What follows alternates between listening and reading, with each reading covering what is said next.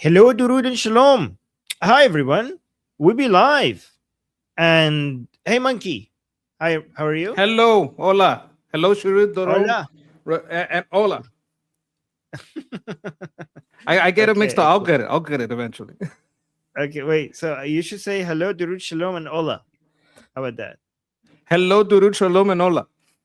That's good. That's good. Okay, guys. How was your 4th of July? Did you have fun? Everything good?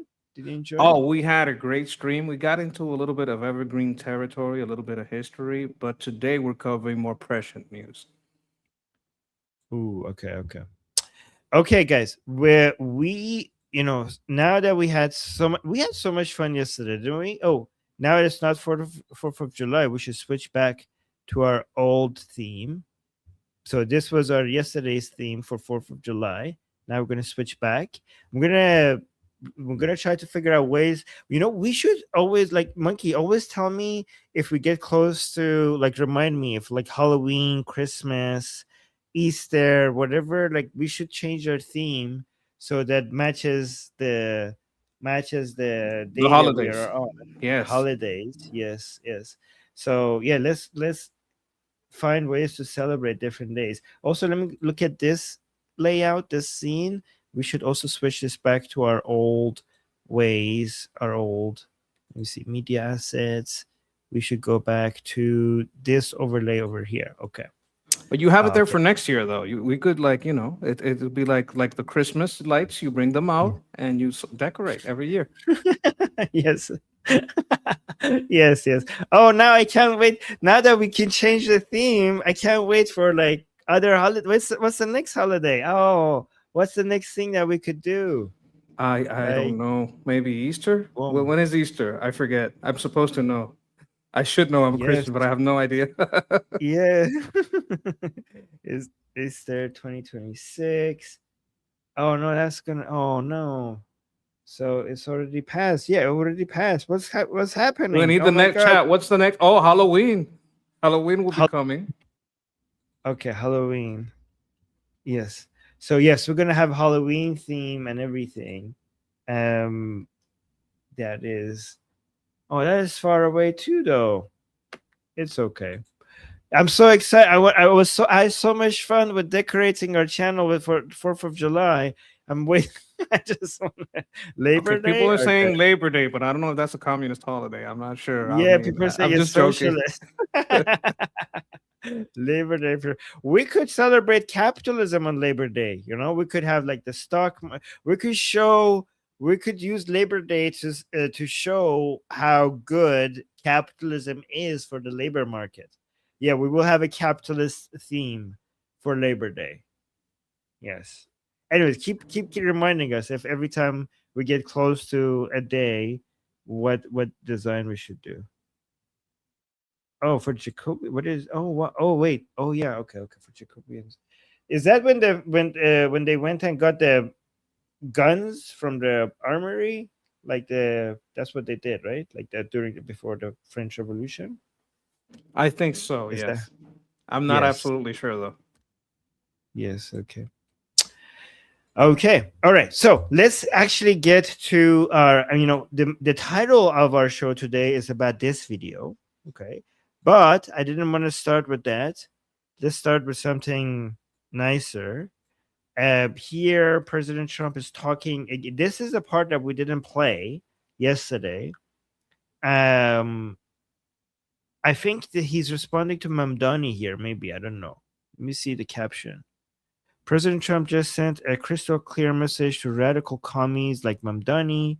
You can take your socialist nonsense and shove it straight to hell.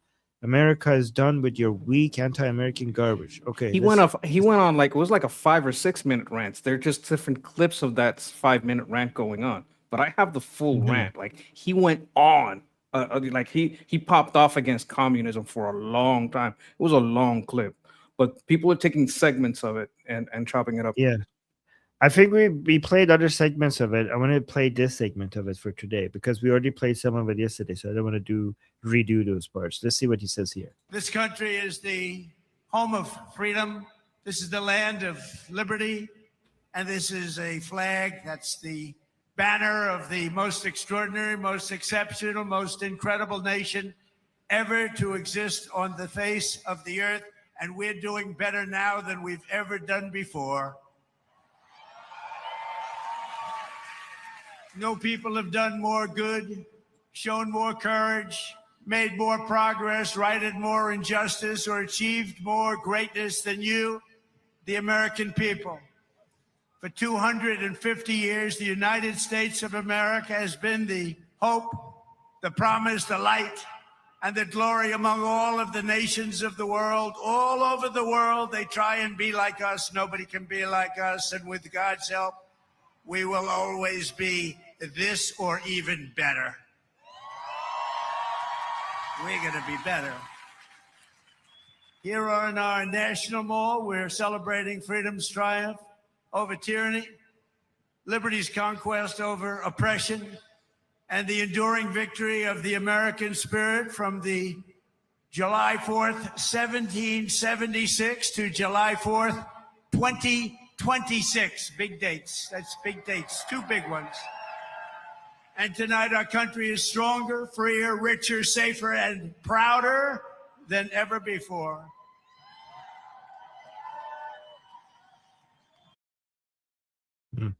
Beautiful. Any thoughts? I loved it. I loved it.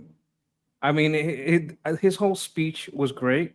But if you look at any when you have a speech that's so good that you could grab different segments of it and play it, and it's still good and it's still kind of evergreen, you can still use it for different purposes because it applies to so many things. I think it's fantastic.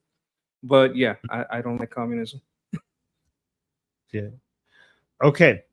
So let's go to the main topic, the title of the show. Oh, before we do that, let's read some super chats. Tom, thank you so much for the super sticker, always supporting us. Thank you so much. Fleshy Interloper saying, Happy Sunday, everyone. Happy Sunday. Yes, thank you, Fleshy. Thank you for always supporting us. Okay, let's look at this one. So this one was at the funeral of Ali Khamenei. And Emily Schrader here is saying another explicit call to assassinate the American president from Khamenei's funeral. This is their response to Trump being nice and allowing them to hold the funeral circus in peace. This administration has lost the plot. The only thing this regime cares about is the destruction of the West. Before I play that, what do you think? Emily Schrader thinks that President Trump should stop being nice to these people because, look, you're nice to them, and now they use the same funeral that you allowed them to have to basically, I'll play and translate this for you, but he's basically, in this video, is going to say that we are going to basically assassinate President Trump. That's what it's going to say. Well, we've spoken about this before, right? You know that personally, my feeling is we should have restarted bombing a while ago. But if we are going to go by the inference that they know things behind the scenes that we don't, like he'll have his reasons. I would agree with her, but I just don't know everything that's going on. So I'm not going to make a wide, angry judgment about Trump's actions. I'm just going to take into account, number one, there are things happening in Iraq and Lebanon that are giving me a little bit more faith in the process. And I'm just going to take into account that there's things out there that I don't know. As far as Emily, yeah, I kind of agree. She ain't. It's hard for me to say she's wrong. I can't really do that. Right. Even if I don't know what's happening, like I would be, I think there's a lot happening behind the scenes that people realize when it comes to the push against Islamic Republic. But I think that even like if it ends up being true, like for example, let's say 2 months from now, or like if like I don't know, 6 months, 1 year from now, we say like, holy crap, this all makes sense now. This was fantastic move against the Islamic Republic. I think that doesn't mean that this pressure was not justified. I think you should always have pressure and criticism and on your government. That's what you want. That's how you're an American, right? So even if there are things that are happening that we don't see, and everything might be working a lot better than we could see on surface, the pressure should always be there for you to ask for the things that you want from the government, right? It's about accountability. It's about pressuring your government. It's about voicing out your demands. So I think I think we shouldn't be telling people like, oh, just trust the plan, don't put pressure. Like, no, don't trust the plan. Even if the plan is working, don't trust it. That's the most American thing you could do, is to keep asking for accountability and keep making demands of your government. No, don't you agree with that?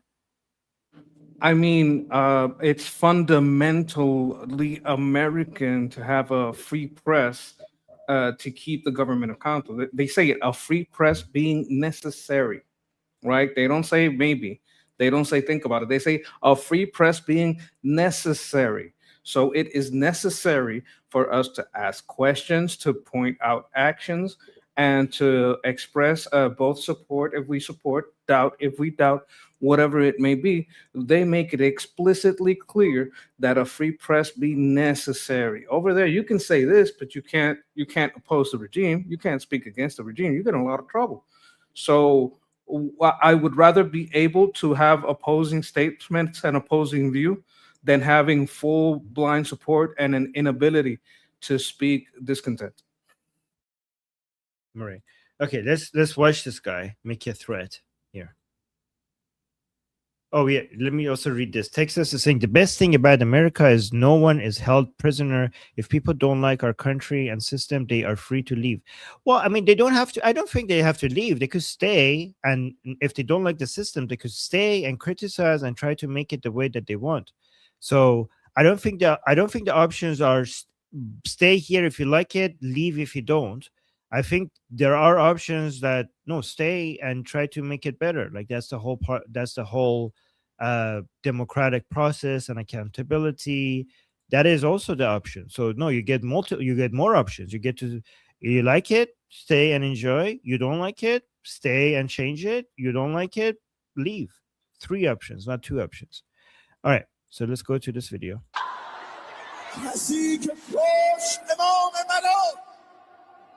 Yeah, Texas, I'm just mentioning my point. I'm not negating what you're saying. But anyways, let's read this.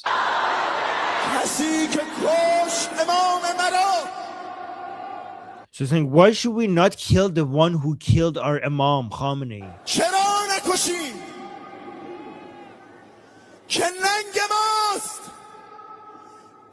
It would be our disgrace if we did not kill your killer, Khamenei.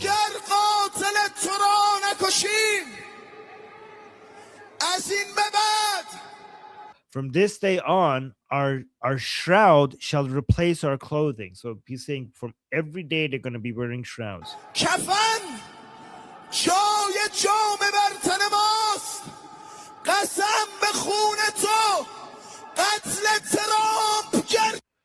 Killing Trump is our duty. YouTube, we're not saying that. We're basically covering what's on the news. We condemn what this Durka jihadi Islamic nutjob is saying. We don't agree with him. Like, as you know, it's bad. Killing is bad. Guys, do not kill people. Okay, we're just reporting what this Tucker is saying. Okay, he's saying it. We are against it. We're reporting what's on the news. Do not strike us down, gods of YouTube. Okay, this guy's a Christian. I can't say that. Hold on. But this is against Golubov too, right? Not really. Golubov is saying, like, guys, we have to be strategic about it. Golubov is like, we will one day get our revenge, but not now. Okay. Right. Yeah. Yes.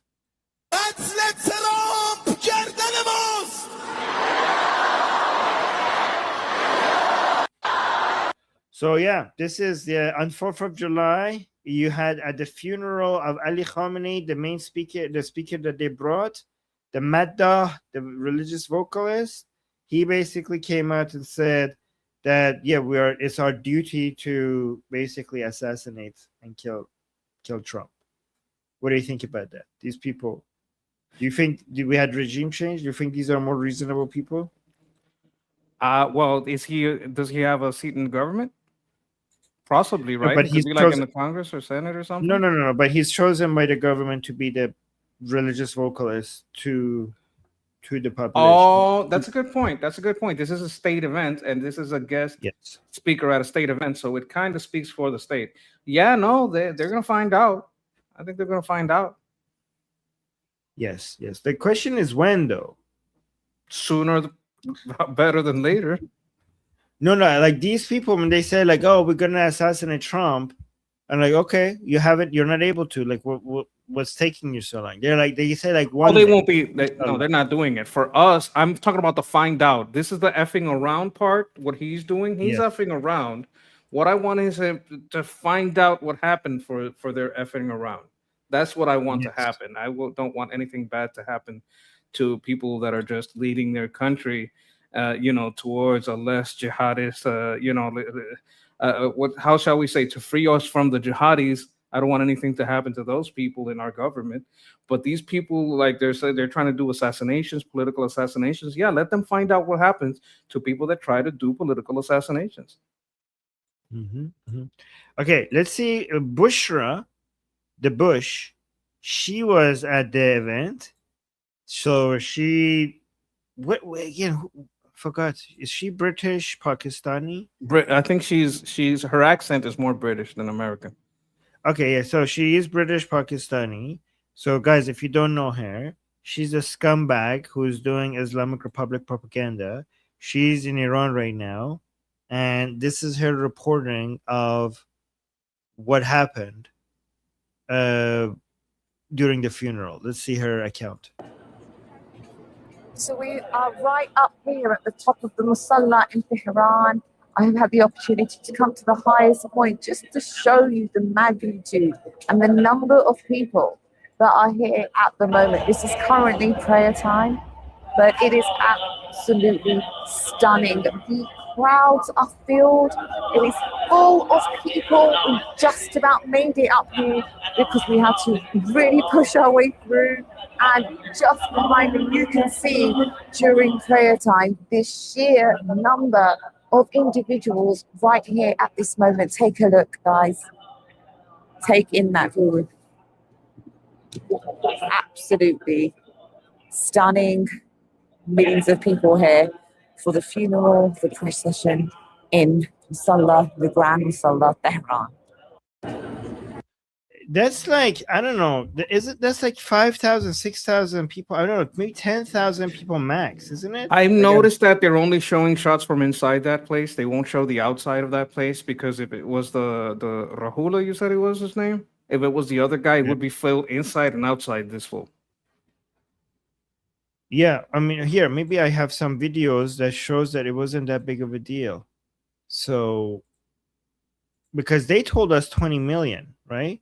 So Neil Berg is saying it's time for a reality check.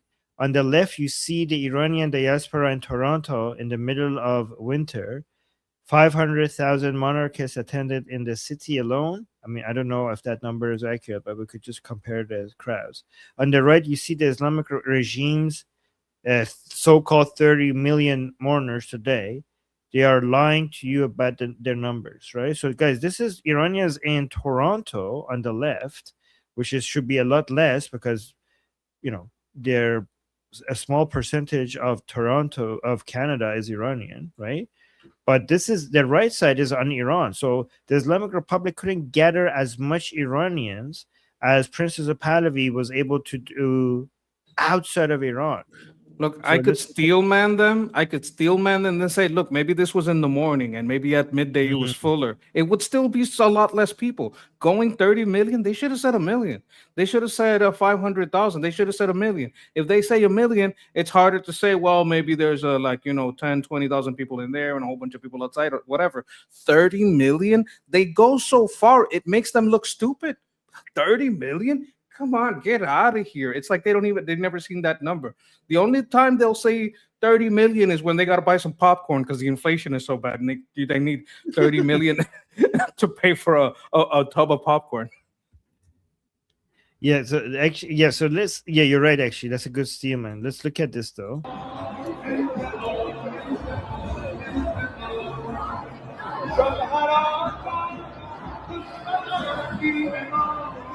So you're right. Like I looked at this at nighttime, and these empty areas were a little bit more fuller, but it wasn't like so packed that nobody else could fill there, and it wasn't so packed that it was basically that people couldn't get in. Like there is no videos by the regime to show outside people packing outside, couldn't getting in, and I can promise you that if there was, they would show it, right? So the most they did is they managed to fill this area. And if I want to be very generous, like this is probably like the max is 30,000. It's not 30 million. The max is 30,000. And this is They added a couple of zeros. Yes, they added a couple of zeros. But look at this. This is what it would look like if you actually had millions, because they did make an AI version of what they were hoping they could gather. So this is the Associated Press say largest AI funeral in the history of the world for Ayatollah Khamenei. This is a video that was going around. This is not real. This is AI, but this is what they wish they could do. Wait a minute. Oh, hold on. The Associated Press, which tends to be kind of lefty, was making fun of them. No, this is not the Associated Press. This is Associated Press. Oh, they got me. Oh, you guys, you got me. You got me with the logo. That's funny. Right. Yes. But this video is an AI video that they made as a way to suggest that, the crowds are big. Yeah. Okay, I don't know. I think the song is copyrighted. So this is what like millions would look like. Right? This is what, but yeah. Obviously, I don't think even Rahula had this many. Or Ruhula? I forget how to say his name, right? Yeah, Ruhullah. Rahula sounds good though. Does it mean something funny? I don't know. It sounds funny, right? Rahula. That's right. In Spanish, Raha means to like split. Yes. Okay. You want to see how people were behaving during the funeral? Because more videos came out. So look at this. Neo is saying, inject their tears into my veins. So this is her. Let me see what I've seen this video. I didn't listen to it yet. Let me see what she says. This is at the funeral. I don't know why she's not wearing black though.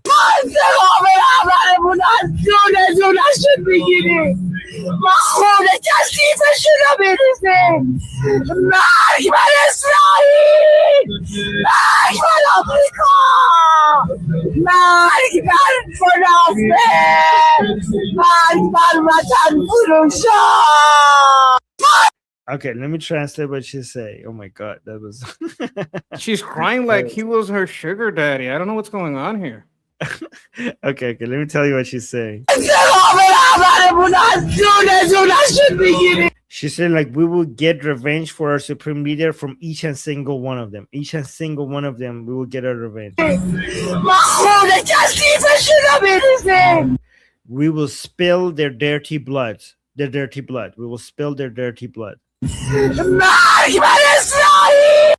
Death to Israel. Death to America. Death to the hypocrites. Death to the traitors, the people who sell out their Who are the hypocrites and the traitors? What? Who are the hypocrites and the traitors? And why is she turning as red as that microphone? Okay, I thought at some point it's gonna be hard to distinguish between her face and the microphone. She's going so red.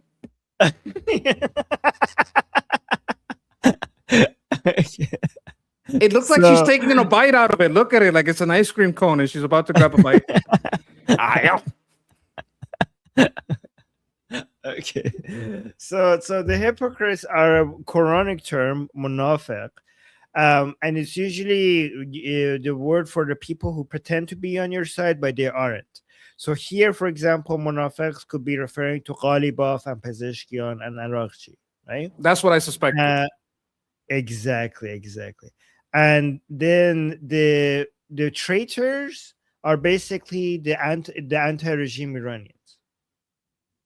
That's what it is. Oh, okay, so my guess, this is my guess. It would take about 30 million to buy the black hijab, and that's why she doesn't have it, because the inflation is just off the wall. People in the chat are saying that, guys, this was so loud, louder than you guys. I'm sorry. I didn't know. I didn't expect. I'm sorry. What?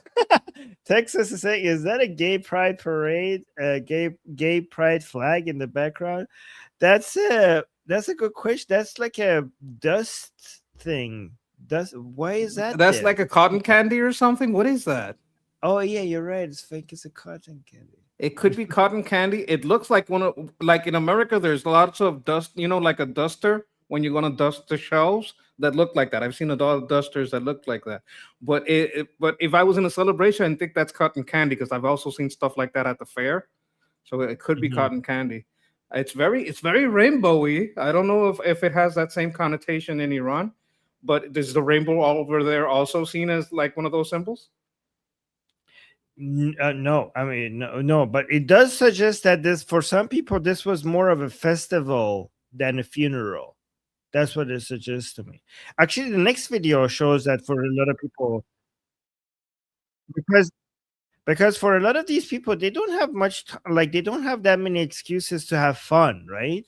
To come out and do something outside. Like there's not that much entertainment, right?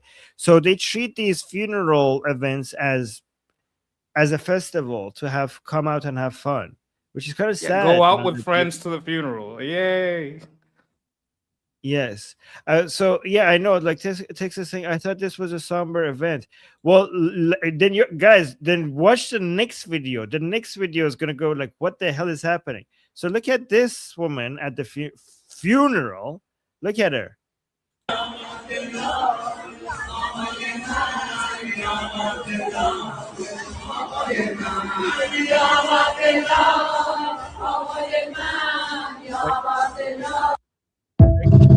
She's That's so having ghetto. great. That is okay. So we do this, and you know what? I have to take a little blame here in the barrio and the ghetto. When a friend of ours dies, we make T-shirts, Yeah. to commemorate them, and everybody shows up to the funeral with a T-shirt of the dead homie that got shot because he's selling fent. Right, so she's got like the dead homie T-shirt, but she can't afford the T-shirt, so it's just the picture on the shirt, with tape. It's a Yeah. little more, it's even more ghetto, but I mean, this is so ghetto. Someone in the chat is saying, Erickson in the chat is saying, I can fix her. If you can, go ahead, man. These people need Jesus, Oh, or at least oh my something God. that's not jihad. she's unfixable, sorry. But isn't it like, why are you so happy? This is a funeral. Also, I don't know. This is weird. One more time.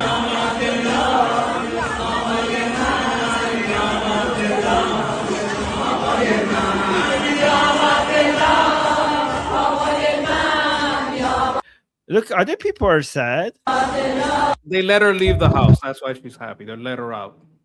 Yeah, like whatever. Look, these They like let people out to like funeral events and those what do you call those gatherings where they dirk out and they dress like sad penguins. That's when they get to go out, so they really enjoy it. They're all out in force. Oh, we get to go out. Come on, girls, get together. Practice sad face, sad face. Okay, hit your face. Okay, let's go. Okay, so somebody crashed the party. The Houthis showed up. Do you want to see the Houthis No arrived at way. the They the did? Houthis Oh showed- my God. at Khamenei's funeral? Scandalous. And they Let's go. chanted- Okay, let's watch this. This is what the Houthis did when they arrived.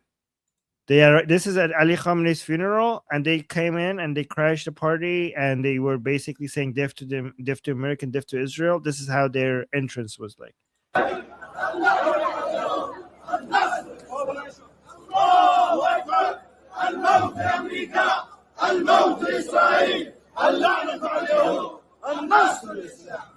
Oh my God.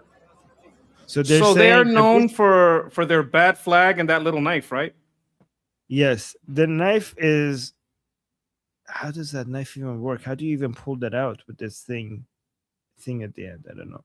Okay, but yes, they have the knife right in front of them, and they have the black flag, and they're also chanting exactly what's on the flag. So they're saying Allahu Akbar, death to America, death to Israel, curse be upon the Jews, and Islam is victorious. That's what they're chanting. Listen to this again.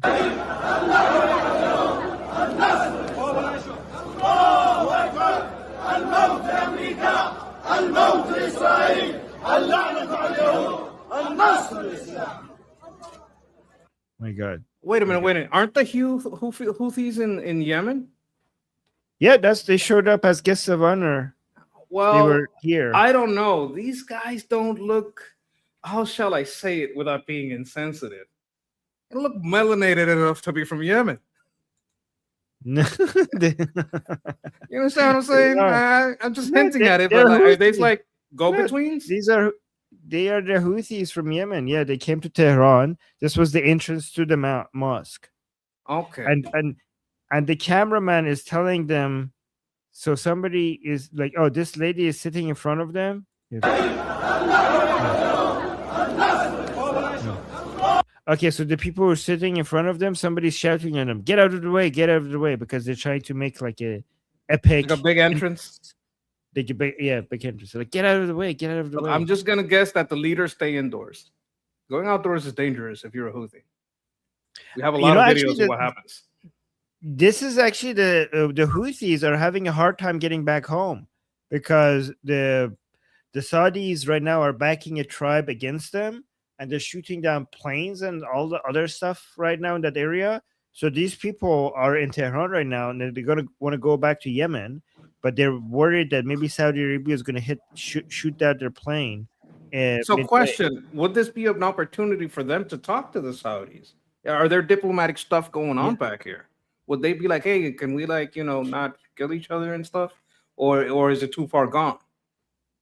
It's too far gone. They hate this. They hate the Saudis. They hate the Saudis. Okay. Yeah. Yes. It's actually very interesting because you're right. The Saudis are here and the Houthis are here as well as guests of honor, but they hate each other. I mean, also the Taliban was there, and that Masood guy was from the anti-Taliban guy. So all jihadis of all sorts. This was like this funeral was the greatest gathering of jihadi leaders from around the world. It wasn't it didn't end up being the greatest, biggest funeral in the world like they wanted, but it was the greatest gathering of jihadi leaders ever. It was a great opportunity to go boom boom and take out the leaders of most jihadi groups on the planet in one place. So it's a huge missed opportunity. But yeah, so you had that, and so many of these people were against each other. I want to ask a question that I already know the answer to. Who kills the most Muslims? Jihadis or anyone else? Oh, jihadis for sure, by a huge margin. So it's a gathering of people that kill Muslims. Basically, yes. that's who they kill the most. This is like these are the genociders of Muslims. We're all gathered together. Oh my God, you're right. Like if in this funeral you took out all of the leaders who showed up from these jihadi groups, you would have saved more Muslims than any other. You would have saved hundreds of thousands of Muslims. You have saved their lives by doing that. That's true. Probably 1 million or more. Probably 2 million. Like if you take out every jihadi leader, right, you would eliminate the number one death, violent death source for Muslims. Right. Ooh, this is a good comment. Saying great opportunity to create a lot of intel. Yeah, I hope there's Mossad agents right in the middle of all of this for sure. Yeah. Okay, let me actually show you this. Newberg was also pointing out 30 million mourners. Because this was outside of the mosque. So look at this.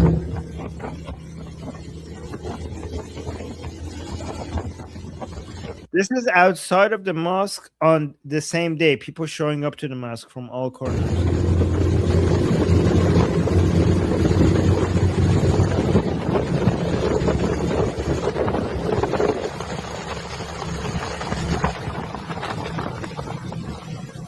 Yeah, I'm sorry. If it was 30 million, the streets would have been packed. The streets would have been There's no way. They added a lot of zeros. Yes. Yeah. Oh, I think it was 30,000. 30,000. Yeah, probably around 30,000. Yeah. Fleshy Interloper, thank you so much for the super chat, saying mainstream media claims of numbers at funeral is terrible. Claims numbers of quote millions and hundreds of thousands, but then I check the sources and there is no evidence. Okay, so you're saying the mainstream media's claims about the numbers are terrible. Yeah. Really? The mainstream media is saying millions and hundreds of thousands? They either have no sources or their source is the IRGC. Unbelievable. Guys, like the streets in Tehran are way more packed when there is like a soccer game, like a big soccer game. And we know, like, for those games, like maybe like 80,000, 90,000 people show up, and the streets get all like clogged, like nothing moves, like the traffic, there's so much traffic, nobody can get anywhere. Like if you have a huge soccer match in Tehran, then nobody can get, like the traffic gets crazy. So those numbers are like 80,000, 90,000 people trying to show up and watch the game. So yeah, there's no way you have like millions. And this Can is I what the highlight a streets look comment? like. I want to see what you Yes. think of this. Okay, read it. Someone I know in Tehran told me the regime is providing free transportation to and from the funeral from around Iran. Like, if this is true and their numbers are still that low, that says a lot. You think this is possible? I think it might be. No, this is 100%. We know that for sure. They do that with every government. They try to inflate their Okay. numbers. They always do that. Always. They go to the villages outside of the city. They say, guys, we have free food, and they fill in the buses. They use government money to promise poor people outside of the city food and other things, and cooking oil and rice or whatever, and they bring buses and buses and buses of people from surrounding cities and villages, and they come dump them into whatever event to inflate their numbers. They always do that. Always. So that lady crying with the backpack, she was like ensuring that she got that bag of rice and that oil. She was like with that backpack turning red. I really need that oil. I really need that rice. I'm gonna be sad, so sad I'm turning red. That might have been what's going on. She had a little backpack. You saw she had a little backpack on? Yes, yeah. I mean, yeah, exactly. I mean, here you could see. Let me actually go. Okay, so look at this. This is the comparison. So this account, which is a really good account, Hafiz Tarihi, is comparing the people crying in Iran for the supreme leader and comparing it to North Korea, right? So let me see. So it's a comparison of the funeral ceremony of Kim Jong-un in North Korea and the funeral ceremony of Ali Khamenei in Iran, which just happened. Okay, so let's actually look at the comparison to see. Basically, their point is like, look, in dictatorial governments, you have this performance, this type of performance in both sides, like this.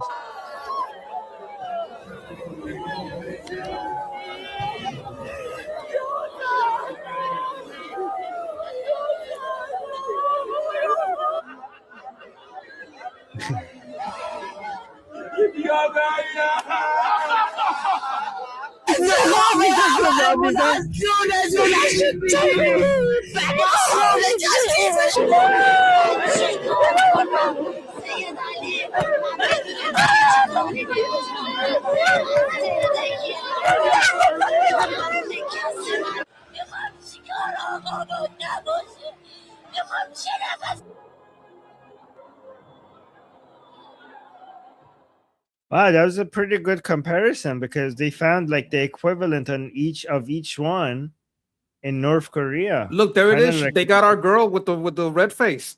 They got the red face girl. Yeah. She's getting famous. She's getting a lot of traction. Yeah. Hey, red face. Well, yeah. What do you think about these fake actors? These are all fake, right? These are I just think all they work themselves. Like, you can make yourself hysterical. You can work yourself up into a frenzy if you want to. And I think there may be like some signals that you see, well, they're really crying, or they really seem agitated, but they're just working themselves up into a frenzy. Interesting. By the way, Monkey, feel free to keep an eye on the chat, and anything you want to highlight, either highlight it or let's comment. I want to be more engaging with our audience, right? I want That people in the commenter had a chat great point about the transportation, so I will keep an eye out for that kind of thing. Yes. Yeah, no, keep more even if whatever people say, if they have a question, if it's interesting, whatever you find, sometimes star them, highlight them, anything you find, let's keep it more engaging with our audience, right? I think as much as we can. Absolutely. Right. Okay, let's have more fun now. This is a funeral for Ali Khamenei in Vancouver, right? Look at this. Oh, I feel like I'm knowledgeable now. What? I know what that symbol is. Oh yeah, you do. This is the ice cream truck, right? The Yeah. ice cream. Yes. This is the ice cream brand. Yes, the Mihan ice cream brand. So look, these are Iranians in Vancouver, Canada, having their own, celebration / funeral for Ali Khamenei. Let's watch this. Ayatollah Khamenei is dead. Ayatollah Khamenei is dead. Ayatollah Khamenei is dead.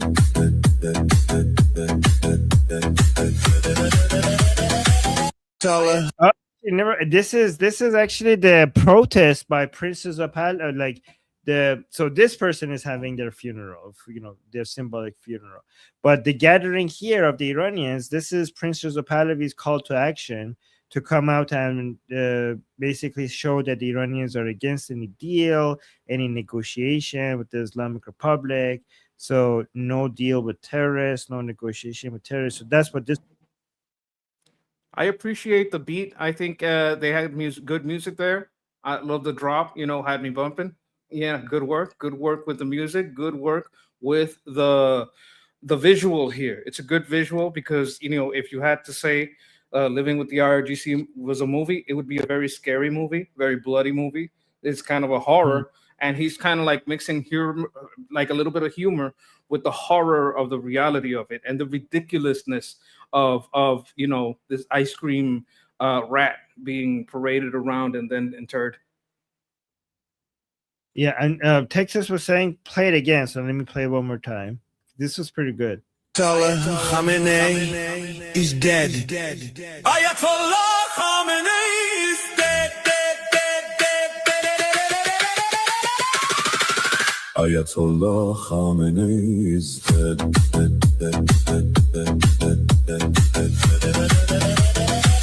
Ayatollah Khamenei.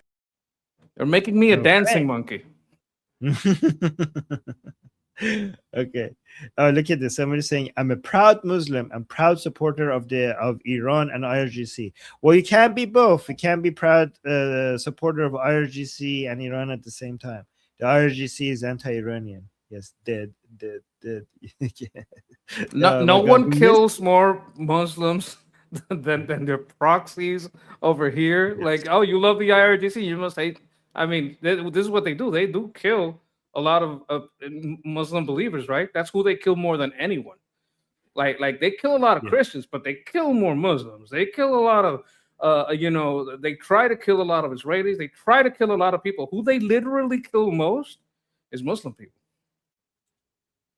Yes, exactly.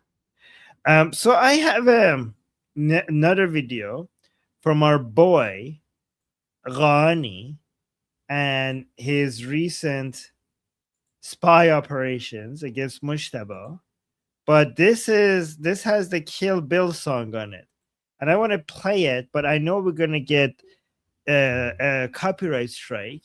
No, you can't do it. You can't do it. You can whistle it yourself. But I want you know how to whistle? Anyway. I want to do it. I want to do it anyways because it's just too good. So this stream. There is an alternative. There's an alternative. Just put the link in the chat so that people can enjoy it. No, I want to play it with everybody here. Hey. So guys, if you want to support us today, with more super chats, I would appreciate that because this is going to get this stream demonetized. But it's just too good for me not to share the original. Okay, But it's they won't block the channels. No. There was just this Okay, stream will get okay, go demonetized. for it.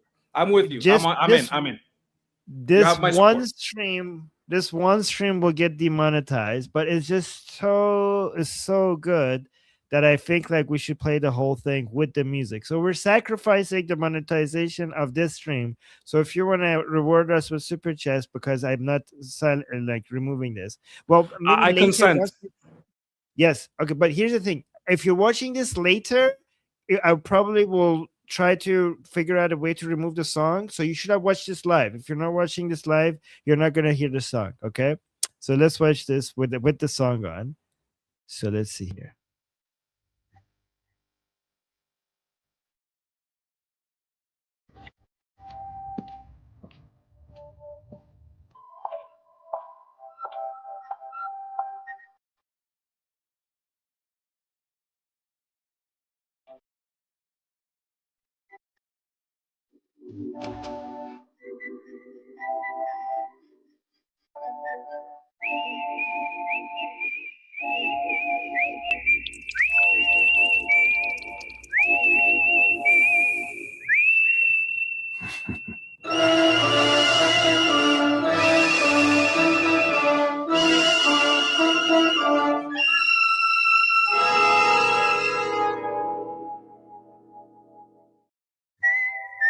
Oh, This must be so going good. viral. This must be This going viral. this is so good. Oh my god, this is like Hollywood level. This is so Oh my god, I love it. I love it. Oh, and we got a super chat supporting us playing it. Thank you. Noli Bug saying, play it, Armin. I did. Okay, I'll play it one more time. I just love this so much. Look at the level of, it's just like a high level production movie. This is like a movie ad. Like it's 10 out of 10. One more time. I And it's think our what they did is swap out from the actual footage, swap out like with AI. I think that's what they did. I think that's literally same hospital, and they're just swapping the lady. I forgot her name. It's just a swap. That's what they're doing. But AI is so good that it looks like if it was actors, and it looks so good. It looks so good. Yes. Funson is saying, I want the whole movie. Yes, takes a thing. I would watch That's a that good movie. idea. Like if anybody, the guys who did this, if they would figure out a way to make them like switch out enough of Ronnie, it to make a movie. a full Ronnie movie from everything Ronnie did in for the 12-day war, for the 40-day war, and for this, that would be like, oh my god, I will watch that movie. Somebody make that. Oh, we got another super chat by Sayed. Thank you, Sayed, for the super chat. Saying thank you, Armin and Grease Monkey. Well, thank you, Sayed. Thank you for supporting us. Appreciate you Appreciate guys. that. Yes, very much. Thank you, guys. You guys are being so supportive. Thank you. All right, let me play this one more time because this is too good to just play only once.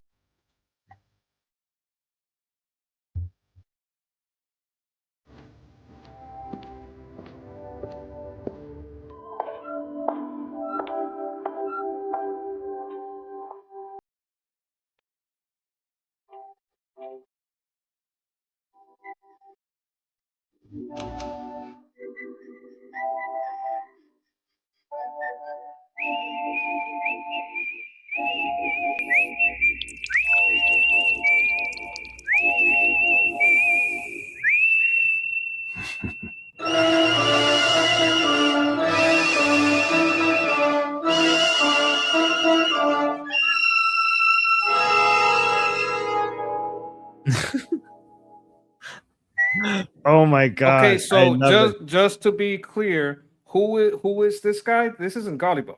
Oh.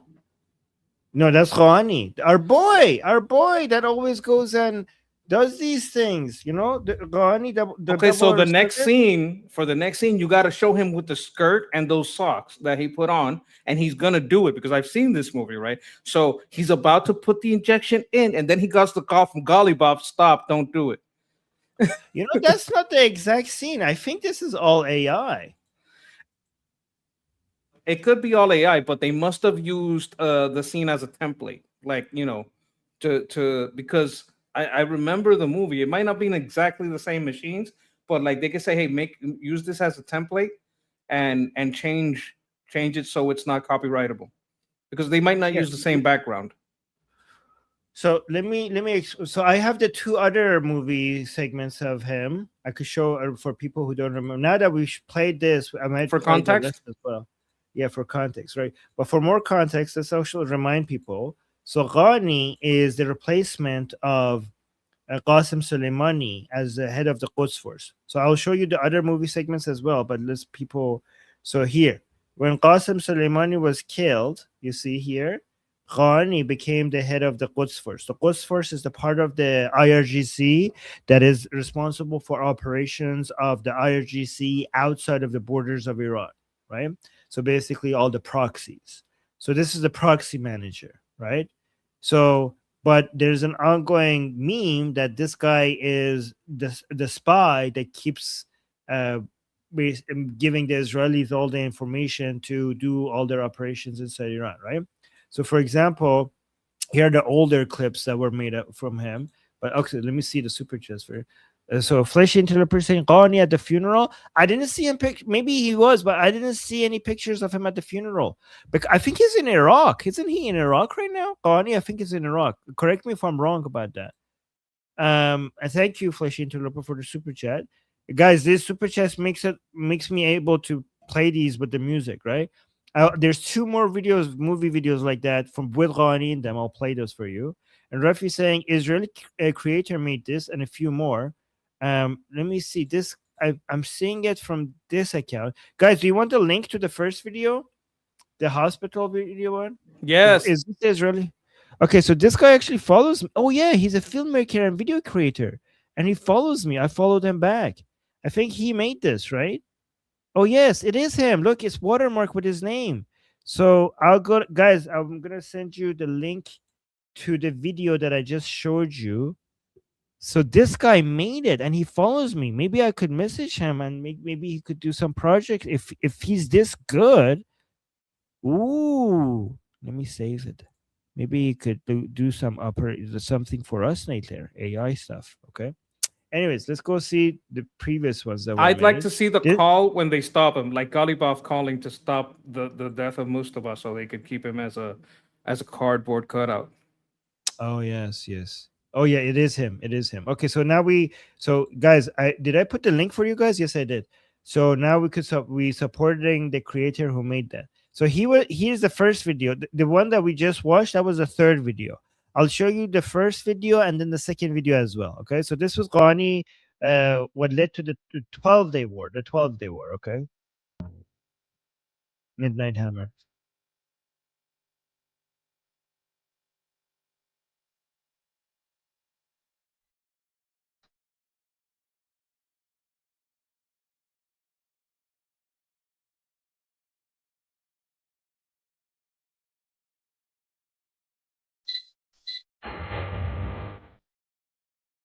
Oh, pager.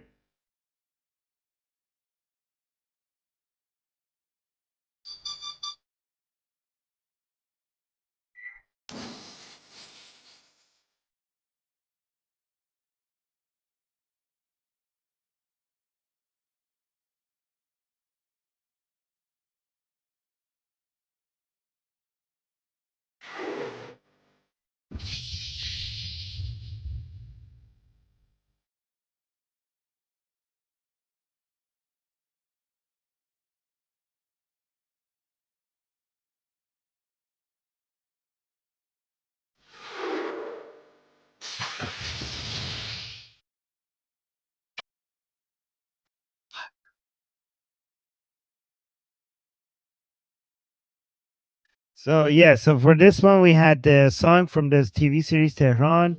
We had Ismail Hania's killing. We had the pager attack. Would he be the point of we had- contact to suggest the pagers? I think he would be, right?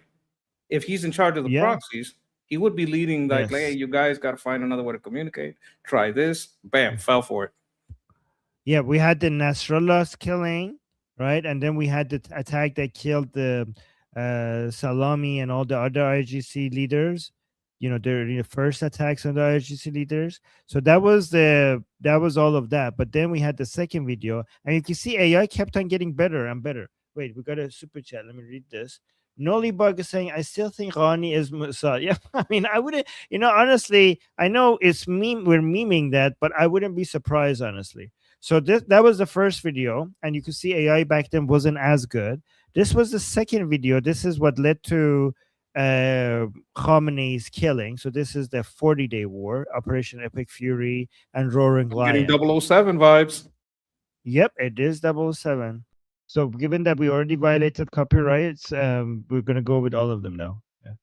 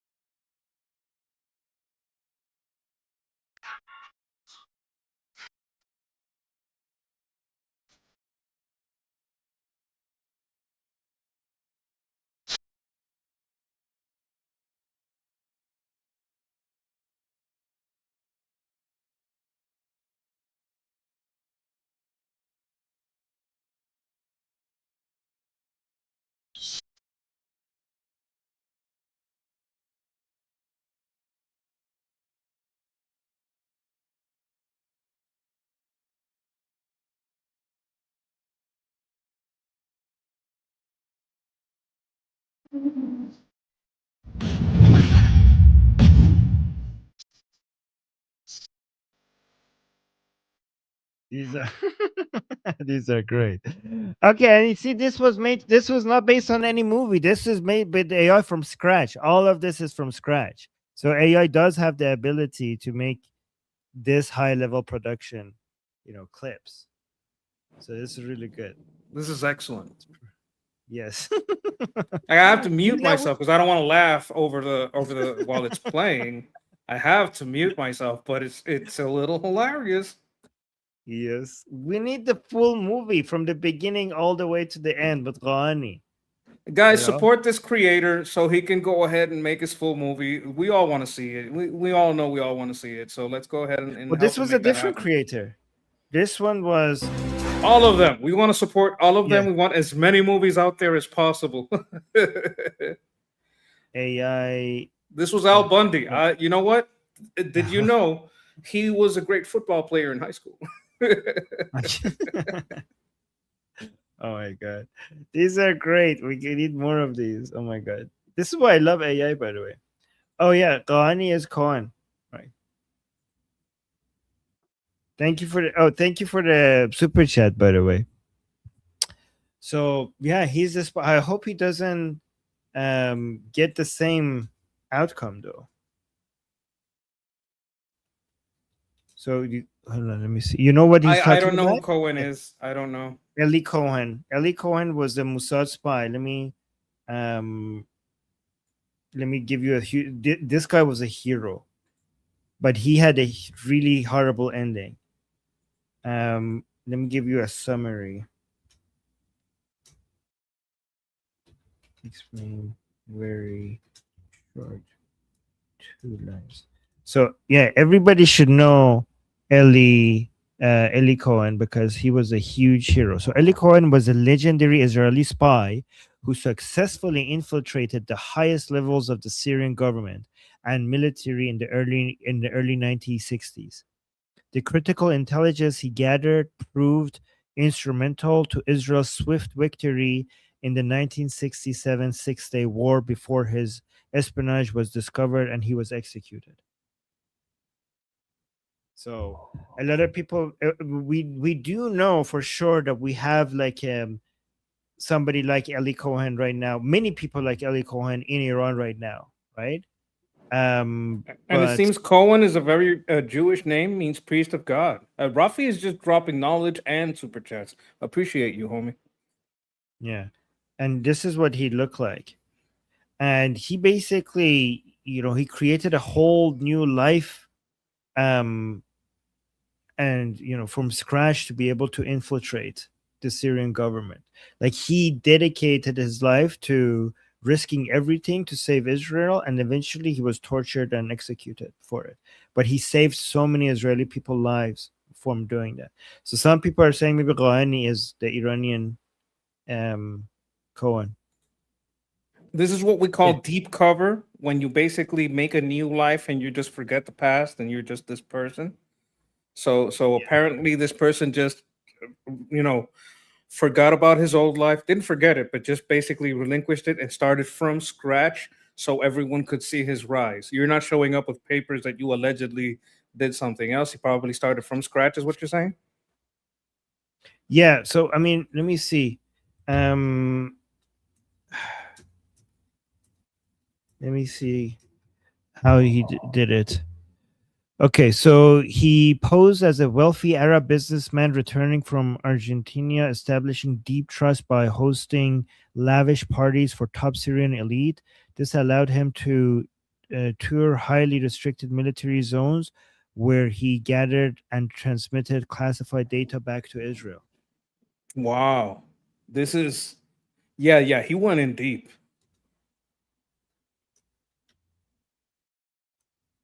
Okay. Let me see.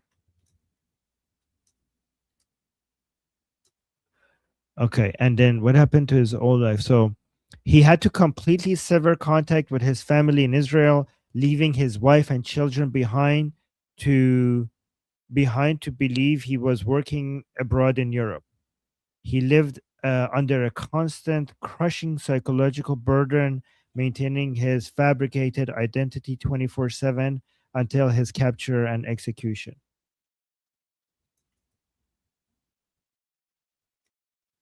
This is what heroes look at. This is a Yes. true hero. So what happened?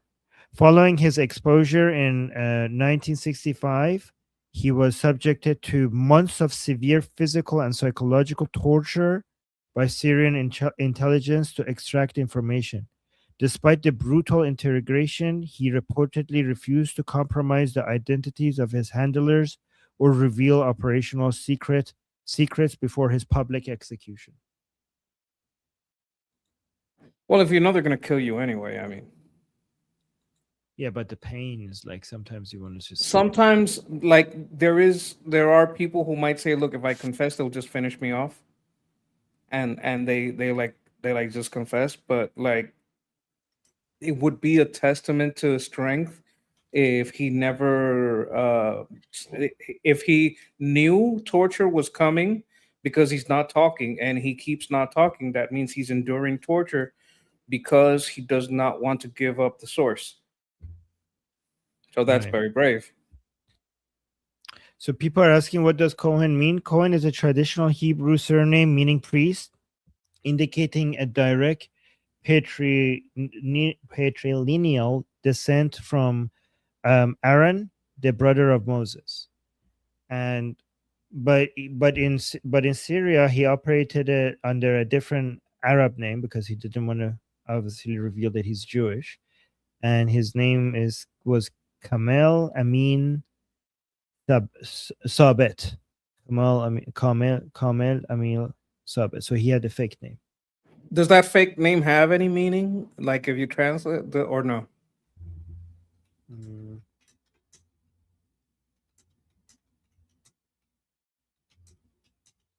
I think he just went. Let me see. Means the perfect, trustworthy, and steadfast one. That's what I mean, you know, if you want to pick a trustworthy name. Yeah, that's a good one. Okay. Well, is there a movie about his life? Like, I want to watch that movie. Or at least a documentary. Oh, there is documentaries for sure on YouTube. For sure, there's documentaries on. But I want a movie. Okay, let's go from heroes to traitors. This guy, Jackson Hinkle, still in Iran, making He's the waiter, right? He likes to he's basically out there serving drinks. No, yeah. So, guys, if you don't know, Jackson Hinkle is an American who is pro the Islamic Republic, pro the Khamenei, pro IRGC, anti-Israel, that is supporting the enemies of the United States, and he's been in Iran for the funeral, and he's making propaganda marketing videos for the Islamic Republic every day while he's there. And honestly, this is material support for the enemies of the United Yes. States. So if he needs to be arrested as soon as he gets back. So let's watch some of his video. This is his most recent video. So let's see what it says here. Oh, Fleshy, thank you so much for the super chat saying Ghani was at the funeral. Oh, so you checked? I didn't see that. So thank you for telling me. Look at this. Fleshy is giving us super chat to give me information that I didn't even know. We're getting super chat and we're getting information. Fleshy, thank you. Thank you for the support. Oh, One and more in also there. we got one more super chat. Thank you so much, Rafi. Getting us to our goal. We got confetti already. Wow. We got to our goal already. Thank you so much. Rafi is saying there's a great movie with Sacha Baron Cohen. Yeah, what is that? He's an Israeli IDF soldier. Is it like the Zohan? Is that what it's called? No. Yes, the Zohan. That's not. I don't think that's what you're referring to, right? No. Is that what you're referring to? The Spy, something. The Spy. Oh, the I'm hearing Spy. from chat. It's a different movie. The Spy. You're like not the Zohan. I have No, seen the Sohan. that's what I. That's what I'm. That's what he was talking about. Oh, oh. No. Okay, the Spy. Wow, Sasha. I I associate him with comedy. So he made the serious movie of a movie with Cohen. He looks like him in this Oh. poster. I'm looking at the poster, and it does look like the picture of the real guy. Oh, I haven't seen that. Is it a good movie? I'm gonna watch it. That looks like a good movie. I wish we could have a watch party. Well, yes, we watched this one and the Sohan because I know it's Paul Mitchell's hair products. Is it a guys? It looks like it's a good movie. Is it a good movie? It looks well produced. Like just by looking from some of those pictures of the production, it seems well produced. Okay. Excellent. It's an excellent movie. Oh my god. Okay, I want to watch it. I want to watch it now. Oh, we got more super chats. No, about Eli Cohen. Okay, sorry, I was confused. Okay. All right, that's a good movie to watch then. Yeah, so you Monkey, you watch it as well. And let I us know when think you watch parties are easier on other platforms. Yeah, on YouTube we can't watch like copyrighted movies. So maybe we could watch it. We could have a watch party in our discussion group. That could be a possibility. Yeah, That's yeah.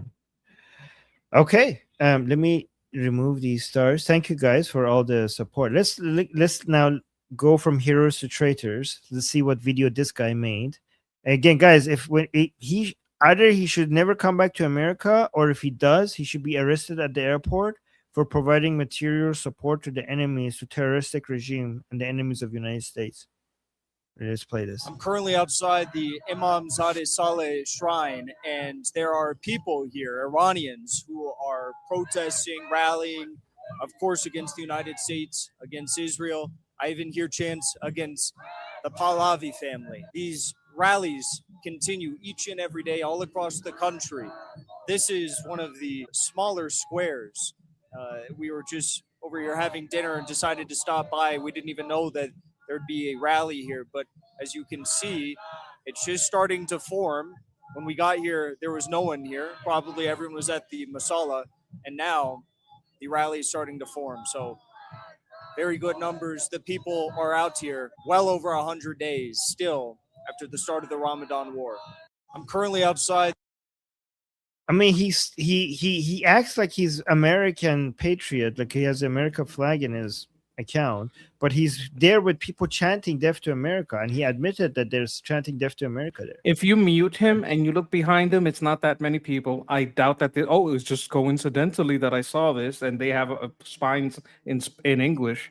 That doesn't make any sense to me. You can see when he tries to go behind himself, and you actually look at the amount of people behind him. It's not a lot of people. And if this is near where he says it is, and it's nighttime, which is when most people want to get out and celebrate mourn. You see that? And it's in English, and it's just a coincidence. I'm not buying it. I'm not buying any of this. I think in a second he's gonna go look behind himself. You see, he's gonna like pop the camera up a little bit and look behind him, and you see how empty that is. You see how empty it is behind him? Yeah, you're right. He's trying to use his head, his big old head, to hide the fact that there is not that many people around him. This is very empty. I mean, you're right, actually, because these people would be motivated to go show the highest populated areas, right? And in this one is the portion, best really near part. the end, he goes like above his own head and comes back down because he realizes that it looks kind of empty. Yeah, so he's trying to hide it. That's actually a very good point. Wait, let me see. I think he made another video as well. Oh, he met. Look at this. Okay, hold on. Let me. If I can't pause this, let me refresh this. The next video. He met Charandi Merendi. He met with Charandi Merendi. So he posted another video saying the people of Iran demand revenge. What, like, is this guy on so TV or something? He looks familiar. Yeah, this is Charandi Merendi, Mohammad Merendi, the main propagandist, the main English-speaking propagandist of the Islamic Republic. Okay, so that's where I know him from. So yeah, I've seen this guy. And in the caption, he's saying the people of Iran demand revenge. Is that an endorsement for killing? Is he say? Let's see what he says, because if they say anything like that and he posts that, I don't know. It would be troubling. No, but just this caption alone is an endorsement of the plan to assassinate President Trump. This is, anyways. Let me see what the video is like.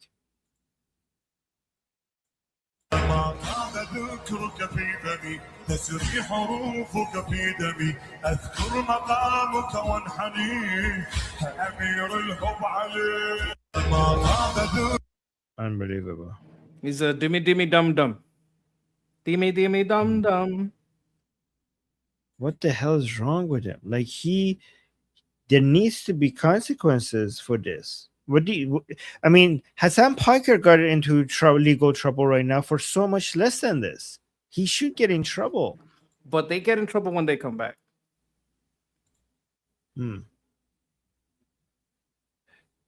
Speaking of people who should get in trouble, hold on, let me show you somebody else.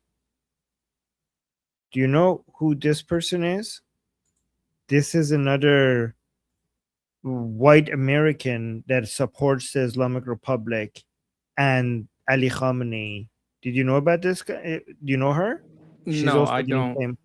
There are more and more white Americans who are getting famous by supporting the Islamic Republic. So this is the Palestine Action U.S. founder, Kala Walsh, who attends Ayatollah Khamenei's funeral and calls him the greatest anti-imperialist leader in her lifetime. This is the brainwashing going on in the far left. Whoa. Palestine Action, isn't those the guys that hit a lady with a sledgehammer and broke her back in UK? Isn't that the same group? Isn't that like an illegal group already on the terrorist watch list? I could be wrong, but Palestine Action does sound very familiar. I'm going to look it up. 1 second. I'm sorry to interrupt you. Go ahead, please.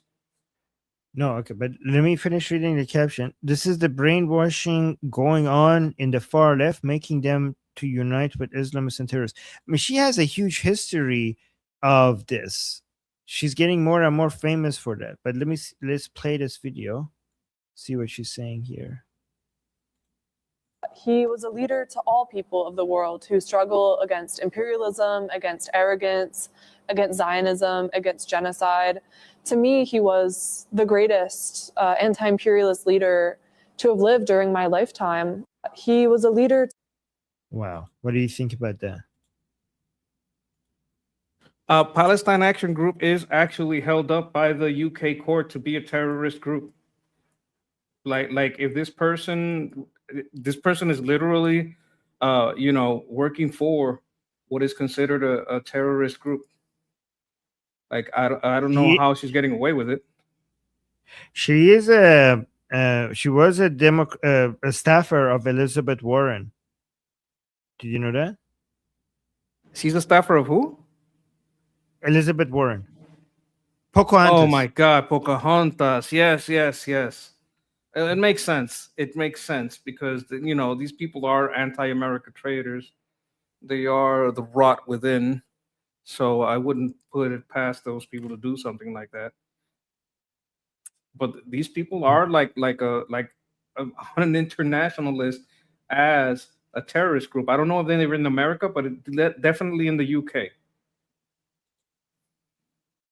Yeah, I have another video of her from before. I could play that so you know her history. But one more, got another super chat saying the Islamic Republic didn't pay 5 million for popcorn, they paid 12 billion. LOL. I like monkey. How do I follow? Oh, good question. Monkey. Yes. Let me give you the link to Monkey's YouTube channel in the chat. Okay, so Monkey, when I comment, I select Liberty Politics so it doesn't go in both of our channels, because the people who are watching from your channel, it doesn't make sense for them to get the link. So if you're commenting as well on your behalf, you can see at the bottom left, you could select your channel. So you see that? I don't like, wait a minute. How do I do this again? Okay, comments. At the bottom, comments, all. Oh, this is so cool. My mentor is teaching me, chat. Yeah. learning. Monkey is getting smart. I'm gonna evolve. You'll see. Yeah. Don't evolve too much. We need you to stay Monkey. Let me see. Oh my God, look at this. Monkey is almost at 400. Almost. So guys, 6 more subscribers and Monkey will be at 400 subscribers. We're trying to get him to 1,000 so that he can monetize his channel. So go and support him. And thank you. You look at this. We got a super chat asking how you could follow Monkey. So we not only we got support, we also got a promotion of Monkey's channel because of this. Thank you so much for that. Anyway, let me show you an old video of the same woman. Look at this. This is a white American woman. This is an older video of her. Look at this. Glory to all the martyrs. Glory to the axis of resistance. May we see victory within our lifetimes. Margbar America, Margbar Israel. She said in Persian, she said, death to America, death to Israel. Unbelievable. She's American and she's saying death to America. Okay, so right now we don't have that designation in America, but I would ask Marquito, you got to do this. Come on, Mark. You can do this. Marcus Rubius, Floridicus Cubanicus. This designation needs to happen because these guys have literally committed acts of terror against the military installation and caused great bodily harm to people. Like this has been proved in court, so it should be an easy oh my God, an easy reasoning, an easy case to make for these people to get that designation. Yeah. No, this person, there needs to be some sort of a punishment for these people. I don't understand why there isn't. Let me see. Which media is this? Is this CNN or BBC? Okay, so I think is this CNN or BBC? Because this is the disgusting way that Western media is covering the funeral of Ali Khamenei, and many Iranians are really upset. That why are you promoting Ali Khamenei's funeral? Watch this. I'm now inside the biggest mosque in Tehran, and there are tens of thousands of people here. Oh, it's NBC. It's NBC News. I can see the logo on the top right. I'm now inside the biggest mosque in Tehran, and there are tens of thousands of people here. You can hear them shouting. They are saying, revenge, revenge, revenge. All of them shouting in one voice that the supreme leader's death must be avenged. Now, the classic Iranian cheer, death to America. This is a moment of mourning. Okay, I need to this is like they're all shouting with one. Look at this. This is the part that made Iranian people very angry. He's saying, look at this part. The supreme leader's death must be avenged. Now, the classic Iranian cheer. Are you fucking kidding? The classic Iranian. It says the classic Iranian cheer, death to America. That is not the classic Iranian cheer. The classic Iranian cheer is death to the Islamic Republic and Javid Shah. Why are you saying that's the classic Iranian cheer? That's the Islamic Republic's cheer. This is so disgusting. I saw so many Iranians were really angry with this video. This is a moment of mourning, obviously, but also a show of defiance, a show of national unity for Iran. This country obviously remains very divided. There are people who don't support this government, don't support the Islamic revolutionary system. But here, the people who are in this mosque. Okay, so if you know that, then why did you call that the classic Iranian cheer? There's nothing Iranian about that. And the millions of people who are converging on this city saying that Iran has emerged victorious in this millions. You're there. That's not millions. War. And this display of grief, of solidarity, is a way to show the world that Iran, even though it was attacked by the greatest military power in the world, the United States, the system is still intact, still standing, and still prepared to fight. In fact, many Iranians say that a new generation is in charge now, a new generation that is even more hardline than the previous one. What do you think about this reporting? I think they have a history with it. If you remember back in history, back in 78, 79, it was the French, it was all these media corporations, it was NBC giving them interviews and shit. It was the BBC, like all these people propped them up. Like if you go back in history, you understand that these news people have been scumbags forever. Like this is not new, them propping them up, them legitimizing them.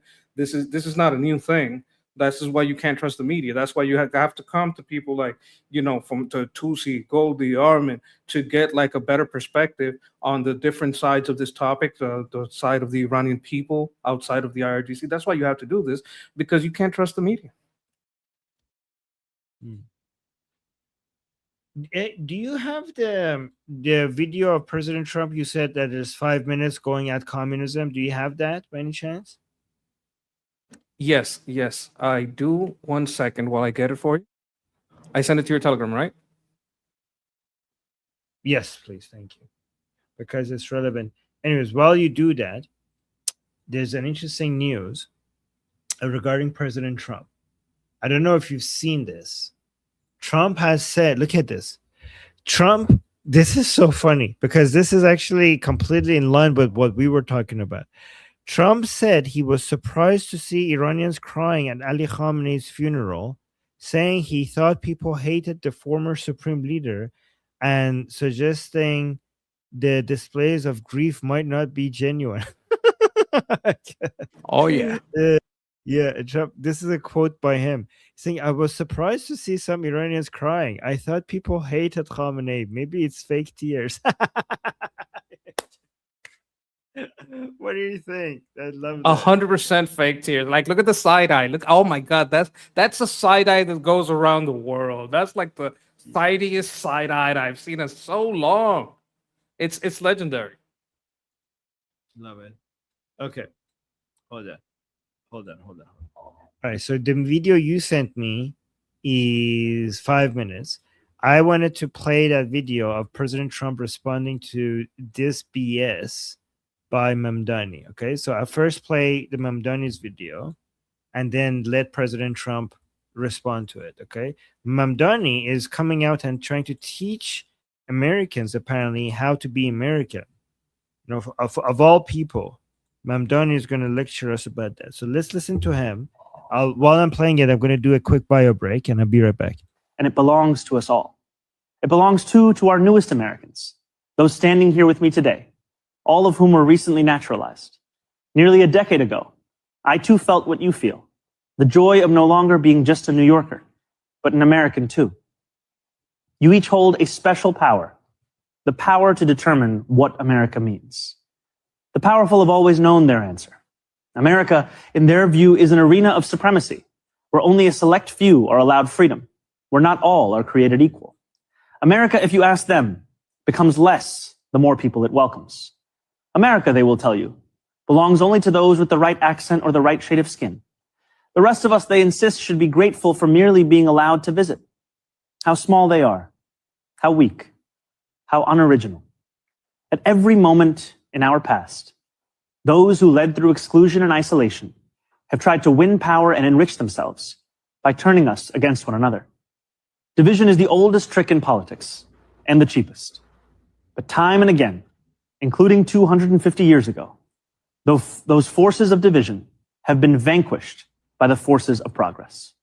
As Thomas Paine once wrote, "This new world hath been the asylum for the persecuted lovers of civil and religious liberty. Hither have they fled." And yet today, too many of our leaders do not believe in a vision of this nation as an asylum for the persecuted, but rather as one that persecutes those seeking asylum. As we mark 250 years, what do we see? We see a city of contradictions within a nation of contradictions. We see the wealthiest country in the history of the world, one where children go to sleep hungry while the world's first trillionaire hungers for more. We see monopolies that dominate every industry and oligarchs who buy elections. We see masked agents terrorizing our streets, eating food cooked by our undocumented neighbors before spiriting them away in unmarked vans. We see a nation whose immense wealth has been built. You know, I just have to say something. It's saying, like, we see people going hungry when one person that is a trillionaire hungers for more. That trillionaire has fed more people than all of the communists of the world combined. And that trillionaire is not hoarding the trillions, the $1 trillion that he has. That $1 trillion is working. That $1 trillion that he has is not like in a vault somewhere, just sitting there, taking away from the people. That $1 trillion is working and producing jobs. You know, you do understand that people are getting paid and earning a living because of that $1 trillion is out there and doing things. It's better in his hand, that $1 trillion is working and producing jobs. In your hand, it will go wasted, and it will be spent on bringing the worst of our people to come and destroy our countries. That dominate. I'd like to make a quick point that I've made before in the discussion group. If you took Elon's trillion and every billionaire's money and you put it to the government, you would fund the government 6 months, right? Yeah. There is no way that just taking this money and putting it into the government will make anything work. Not only will it only last 6 months, then you would lose all the jobs that they produce, right? If you took all their stuff and sold it, all their companies and sold them, and that you just took the valuation that they have and you just took that money and you just put it into the government would run 6 months, all those jobs would be lost, and you would lose that revenue because all those jobs are taxed, all those companies are taxed. You would lose so much if these people were not allowed to just run their business. We have the most progressive tax system. The people at the bottom don't pay as much taxes as they do over in Europe, where they have to pay a VAT tax. No matter how poor you are, you're paying 20% on each transaction. It's ridiculous. Yeah, it is. Yeah. And oligarchs who buy elections. We see masked agents terrorizing our streets, eating food cooked by our undocumented neighbors before spiriting them away in unmarked vans. Undocumented, you mean illegal? That same food could be cooked by legal migrants. These people are also doing a straw man. Like, oh, our enemies, they don't want people with different skin colors. They don't want migration. They do want migration. They want legal migration. The same food that is being cooked by illegal migrants could be cooked by legal migrants. No, there's a big difference. These have less rights, so they can't complain about a lower income. Like if you're a Confederate Democrat, you love this because it's going back to slavery, where you have these people that have less rights and you don't have to spend so much on them. Maybe you got have a little house from them. Maybe you would free range and give them enough to have a little house out there, but you don't have to give them the same medical rights. You don't have to give them the same pay rights. You don't have to give them the same insurance, what do you call it? Welfare. You don't have the insurance. Oh my God, when you lose your job, that they give you unemployment insurance. They don't have unemployment insurance. They don't have any medical insurance that comes out of their paycheck because they're illegal. So they have a lot less rights and it's a lot cheaper for you. It's elitist. Isn't undocumented another word for illegal? It's it's soft language for exactly that. So he's just basically promoting committing crime. Like, this is a support for violating. Look, I didn't steal your car. I just don't have the document. This is an undocumented car. I just have an undocumented car. It's not a stolen car. Yes, I didn't rob the bank. I just did an undocumented withdrawal. Exactly. Right. Okay. We see a nation whose immense wealth has been built by those with calloused, dirt-streaked hands, those who toil on factory floors and chisel into stone. And we see a nation that has allowed so much of that wealth to be held instead in the soft hands of a precious few. Yes, we see America in a health insurance industry that exploits the sick, but that is not all we see when we look for America. We see it too in the nurse who works a double shift and then stops on her way home to check on an ailing neighbor. Yes, we see America in corporate landlords for whom negligence is a business model. We see it too in the father who tucks his children into bed beneath a ceiling stained with leaks, who wakes before dawn to go to work and still believes his country can do better by his family. Okay, so I don't understand how is all of this, how all of this could be fixed with your Marxist ideas. Your Marxist solutions make these things worse. The best way to improve people's lives at work, the best way to make things more affordable, the best way to make sure power does not just get into the hands of the few, that wealth gets to the highest number of people get access to wealth, is by getting the government out of things and allowing the private sector to keep competing against each other for the highest services and the highest goods at the lowest prices with the best treatment from their employees. If your house is leaking, it's because you don't have enough competition between the people who provide housing. Okay, because the government gets in the way and you try to manage the supply of things, so there's less competition, so there is less quality goods out there. There's less quality goods and services because you keep getting in the way. I mean, so his solution, for example, how do you think, like, oh, people don't have enough housing, or like the housing is in a bad situation? You know how you could make that worse? By doing a rent freeze. Because by doing a rent freeze, then there will be less capital going into providing housing, because there will be less interest in providing money to create housing, because it wouldn't be a good investment. So you're actually reducing the supply of the good and increasing the price and reducing the quality of that good by getting in the way.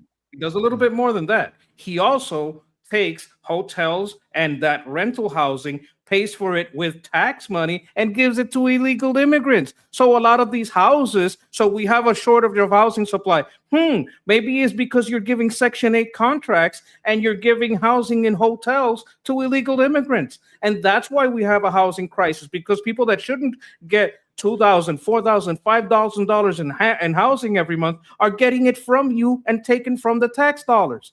So why do we have a housing problem? Why is the housing so bad? Why are the rents so high? Well, you're artificially putting your hands on the scale, and you're basically making it impossible to compete. Because how are you going to compete with the government if the government tips the scale and takes over the supply? Yeah, and the demand. You're increasing the demand with illegal immigrants, and you're reducing the supply by doing a rent freeze. You want Exactly. fixed housing. You want to fix housing. Don't do a rent freeze, and also deregulate so that there's more. You want to reduce the price. You increase the supply. You increase the supply by deregulation, by you're cutting the red tape, by allowing people to build. That's how you reduce the prices, by increase. It's basic economics 101. You let people build, there will be more supply. More supply will bring prices down. You don't need to do a rent freeze. Just increase the supply by getting out of the fucking way. Yes, we Look, see America. When we spend I supported like a minarchist government as little as possible. I do understand that maybe you're a working family and there was you fell on hard times and you need a little help with the rent. That's fine, but it's very different for a family that has been paying taxes for a long time to get a little relief and for a short time to help with their rent. It's very different than giving that to an illegal alien. Okay. If you want to help poor people, poor legal residents and citizens, if you want to help them with not being able to afford rent, because I also believe in some government involvement. Okay, I do believe, like, if you read like Wealth of Nations by Adam Smith, even he believed in government getting involved in positive externalities. But the way to do the very poor who don't have their rent money, the way you get them into housing, if they're so poor that they can't even get into the job market, is that you just give them their rent money. You don't tell the landlords to freeze their rent. You just give people, you do a negative tax for the poor people. Okay, you just give them negative tax. You like either a UBI or a negative tax. You put the money in their hand, and they will go spend it on rent. You don't tell the landlord how much to charge for a property that he's owned. This is your property. I get to do, if I want to sell this to you for $10 a month, if I want to give it, it's mine. I should be able to charge $10 a month from this because it's mine. If you get to tell me if this is mine, and if I want to give this to Monkey for $10 a month, and then the government tells me that you can't do that, you can only give it to Monkey for $5 a month, then this is not mine anymore. It's not mine. It's the government's. It's robbery. The government stole this from me by telling me what I can do with it. Then I don't have that property anymore. If I can't do with it what I want, then it's not my property. It's the government's property, and they stole it from me. You want to help the poor? If you want to help the poor, just give them the money to pay my rent. And then that way you helped us both. You helped the private sector by creating more demand because now there's more customers in the market, and you help that poor guy by putting the money in his hand. Here's the thing, everybody knows if you want to help the poor, just put the fucking money in his hand. But you do that because you can't create government jobs with that. Because it's too easy. If the poor, like, I can't pay rent, if you just put the money in his hand, where's the government agency response? It's too simple. It's too simple to take the tax money and give him some of the money or her some of the money. And how could I then come up with the excuse of keep inflating the prices over and over again and producing these government jobs and just giving these people that jobs that is unnecessary? So instead of giving the person the money, I have to come and create this agency that gives healthcare, that gives education, that gives housing. It's inefficient, but at least now I'm getting paid for it. This is the scam that you're in. On top of that, they increase your property taxes, so they control how much you could rent it for, plus increase your property tax. Exactly. That was a wonderful sermon. Hallelujah. Oh, I'm feeling the spirit. The spirit of capitalism is with us today. We could feel it everywhere. It's in the air. Oh, preach, brother, preach. Yeah. Okay, let's see what the rest of this is. Our tax dollars on bombs and bailouts when we sell our elections to the highest bidder. Yet we see it just as clearly in every American who still believes this country belongs to we, the people.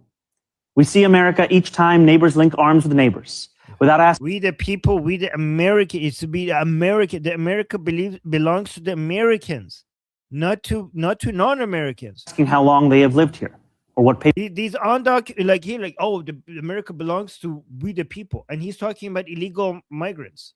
No, it doesn't belong to them. They're not American. papers they have as ICE invades our neighborhoods. We see America each time those young and old stand in the beating rain or the stifling heat to cast their ballots. We see America each time working people demand more, not just for themselves, but for their fellow Americans. There are some who respond to those who ask for more from America with a simple refrain. Love it or leave it, they say. But patriotism has never been about pretending our nation is without flaws. Patriotism is every act of righteous dissent.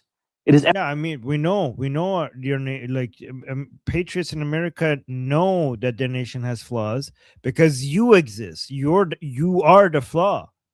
Every march led under the heavy sun. It is every protest held a decade before its time. It is precisely because we love this nation that we will not leave it. Anyways, let's go to President Trump's response. I think Texas Troop has an interesting comment here, very prescient. Read it. You want to read it? 7 million illegals coming in increases housing costs 45 to 50%. Yes, yes, absolutely. Perfectly said. Thank you, Texas. I want to thank Jose for getting this clip to me. Thank you, Jose. Yes. Oh, okay. Thank you, Jose. So let's watch this. Like this. So this is President Trump's response to that nonsense.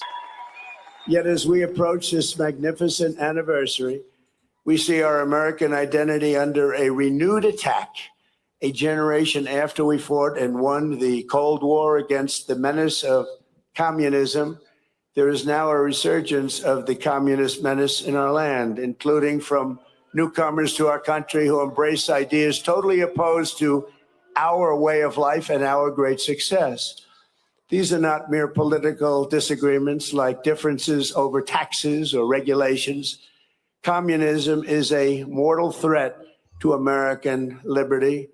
It is the greatest threat to our country, including World War I, World War II, Pearl Harbor, or even 9/11. We're not going to let this happen to us. Believe me, we're not letting it happen. Because communism is the enemy of free people everywhere in the world. Never works. It's the enemy of the Constitution. Above all, it's the enemy of July 4th, 1776. It is the enemy indeed. Even while the radicals and extremists attack our incredible history at every turn, they are silent on the miserable history of communism itself because it never worked. Thousands of years, if you look at it, under different names, under somewhat different ideologies and systems, that system has led to more death and destruction than any system ever tried. It killed 100 million people just in the last century alone. Communism is the exact opposite of life, liberty, and the pursuit of happiness. It's death, tyranny, and the pursuit of evil. The godless communist morality states that anything is justified to bring about inhuman visions and to really propose what's good. They don't want good. They don't love God, and they don't want God. They don't love religion, and they don't want religion, and they won't have it. But we will not let them win. They have no chance against us. They have no respect for law, justice, principle, tradition, or your God-given rights. It's an ideology of mass theft, mass control, mass lies, and mass murder. What do you think about the God part for atheists who are anti-communism and anti-illegal immigrants? Because he's saying like they're against God, but like there are many American patriots who are anti-communism and also atheists and anti-illegal migration. They're patriots. They love United States. I definitely have a response. Communism wants to be your God. They want the state to be God. It takes the place of God. You can't speak against it. If you are against a theocratic rule, you should be against communism because communism has no math to it. It has no science to it. It is a belief system. And in that belief system, the state is God. So if you're against a theocratic rule, you should be against communism. Yes. But do you think that what do you think about like godless Americans who are patriotic and against communism and against illegal migration and stuff like that? What do you think I about think that? there is a little nuance to that. He's speaking of one specific God. I think the communists do have the God. God, their God is Karl Marx. Their God is the state. So I think there may be some misinterpretation.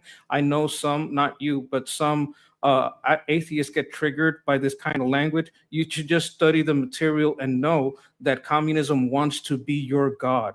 If you think that because you are against a theocracy or any type of theism, that going into a communist state is going to make you free of gods, it will not. The state will be your God, and it will rule over you with an iron fist. So just you have to get the nuance. You have to get into the context of what we're talking about. We're talking about freeing you from the unholy evil god that is the god of communism, the god of the state. You don't want to have the state become your god. So just take it for what it is, because you will have a better chance to live freely in America as an atheist than you will under any communist regime. Okay, let's continue. Such doctrines can be given no quarter in a democracy, because the first thing they do when they get into power is turn around and destroy it. It always is destroyed, just as communists have done in other countries all over the world, no matter where you look. Very simply, communism represents the worst ideas and abuses in history by the worst people. The American founding represents the best ideas and traditions in history by the best people like you. You can be loyal to Karl Marx, or you can be loyal to America. You can be a communist, or you can be a patriot. You cannot be both. As for those who peddle Marxist lies about our heritage, who tell our children that we live on stolen land or that our heroes were oppressors, they're doing something much worse than slandering our past. They are slandering and attacking our future. Not going to let that happen. They're trying to tear down the great American character, to destroy the people who declared independence, who crossed the Delaware, who settled the West and conquered the skies. You know who those people are. But we will never let that happen.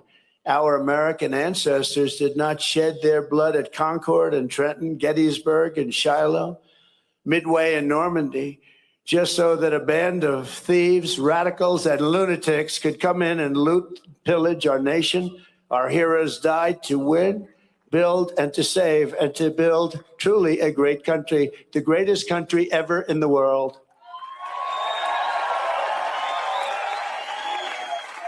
So on the eve of this 250th anniversary of American heritage, we resolve and swear for all to hear that the citizens of the United States of America will vanquish communism quickly. Don't let them take too much of your time. You know they're wasting your time, don't you? But we're not going to let them take too long or too much of our time as they play their games and send them into exile. We will send them quickly away, and we will continue to build our country bigger and better and stronger than ever before. America will never be a communist country.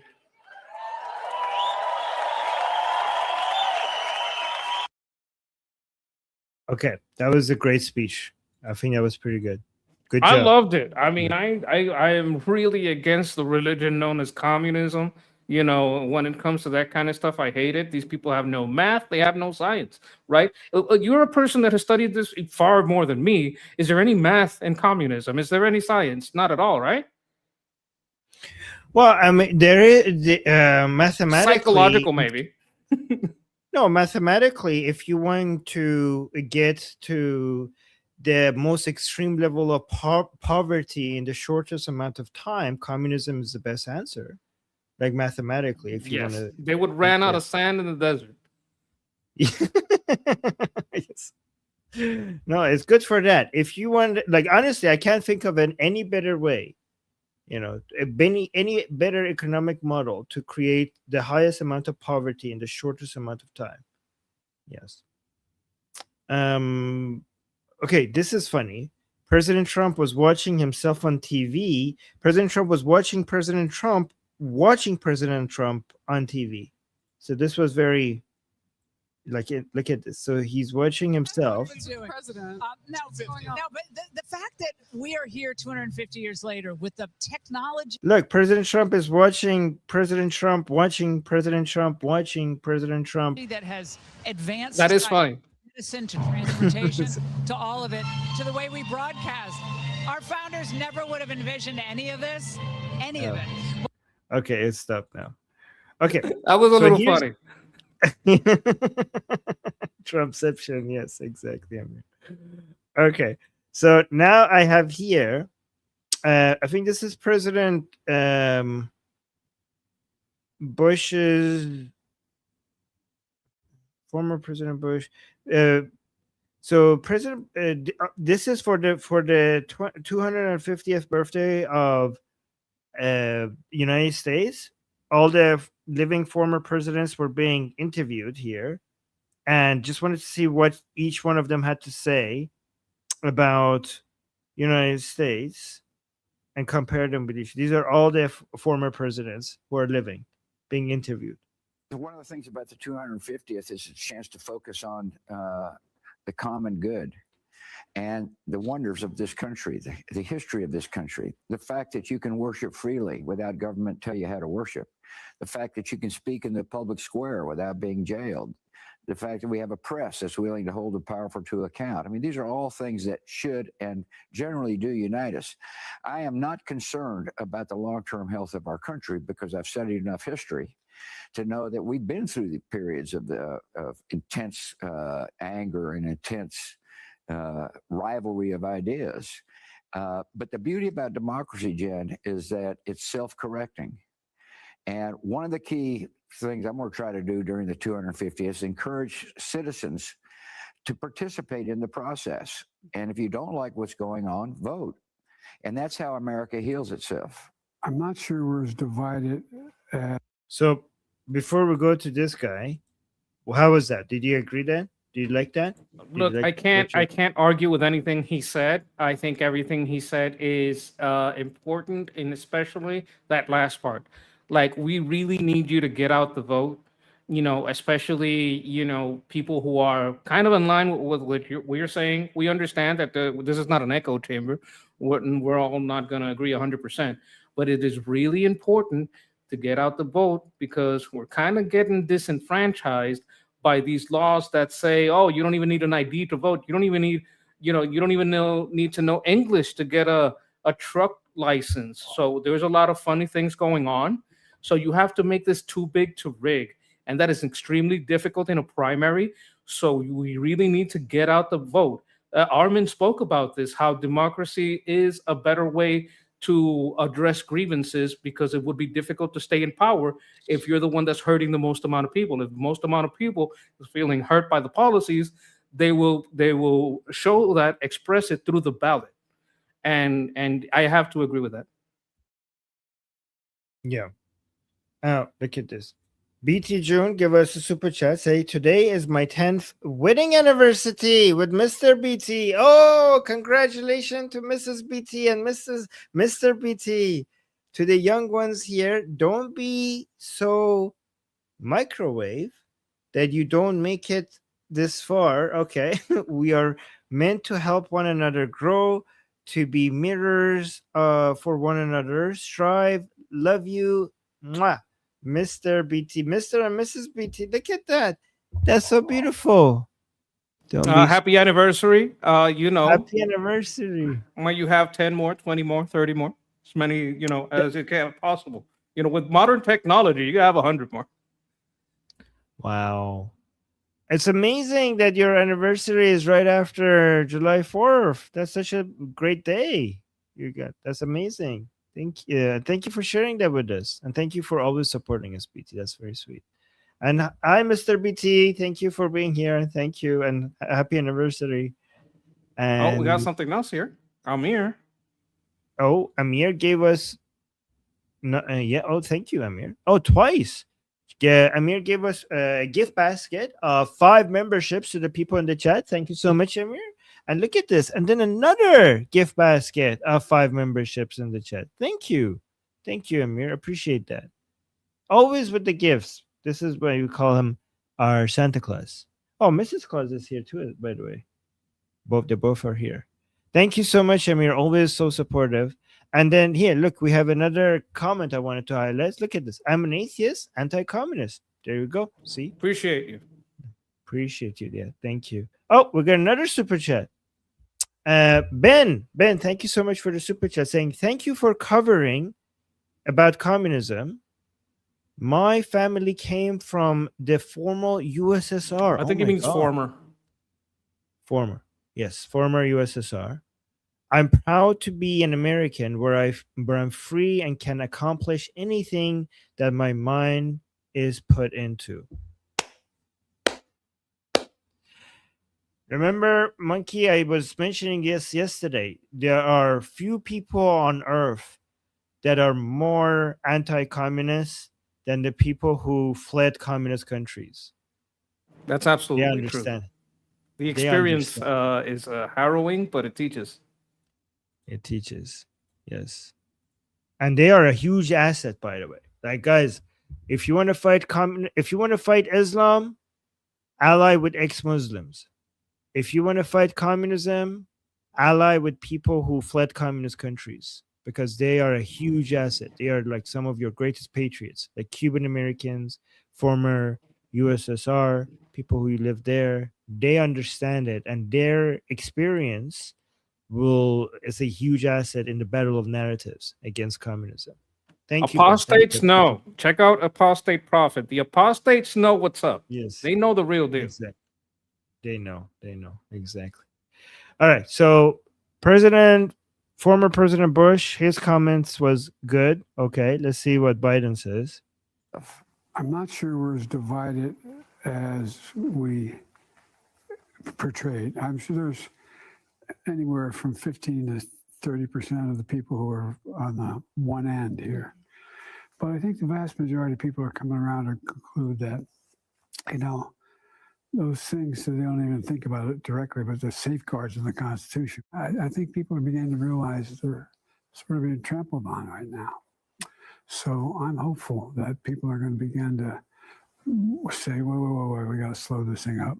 We're coming to the 250th anniversary of the country, and for me, I think it reminds people that democracies depend on certain basic rules. Okay, I had no idea. He just contradicted everything he did. He divided. I don't even know what he said. He was really slurred because he seemed to be on a lot of drugs. And you will notice that they had to cut him. They didn't cut the other guys because they probably veered off. But what they got together, what they said when they clipped it all together was basically, we're not as far divided as we think. When he was in office, he was out there on his red stage screaming about how divided we are.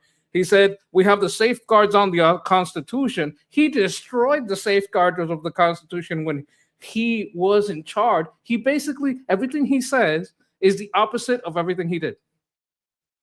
I don't even know if he said anything. I don't know what you even got out of that. I didn't understand any of that. Listen, I've spoken. Look, I have a little experience with this. I've spoken to many drunks, right? And you just understand what they're saying when it's kind of slurred. And it's showing what I'm meaning.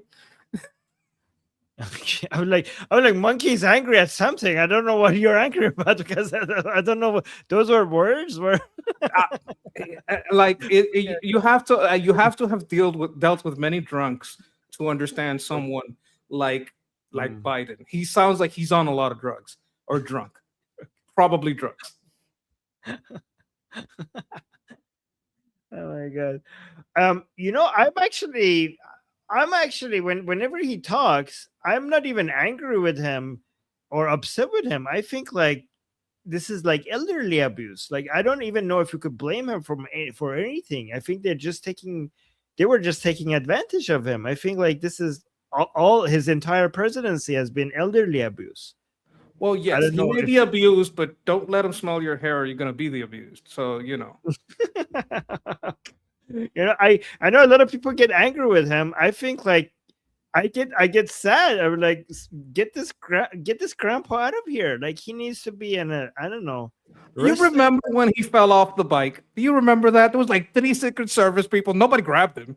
They were all just within arm shot. You got to stretch your hand and grab him. He just straight up fell off the bike. It was kind of hilarious. I don't wish ill on anyone. Was he responsible for any of the decisions, or was that his wife or the people around him? No. I think the administration was running on autopilot. This is my belief. I can't prove it, but I believe a lot of people were using that auto pen to sign a lot of stuff in his name, and that he wasn't even aware of that. Sometimes they would ask him, "No, you signed this executive order," and he'd be like, "I did what?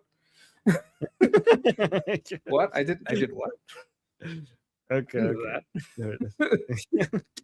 right, let's go to the next president. Certain basic rules. In 1993, when you became president, my grandfather left you a letter. What did that letter mean? It meant the world because it basically said, we had a tough campaign.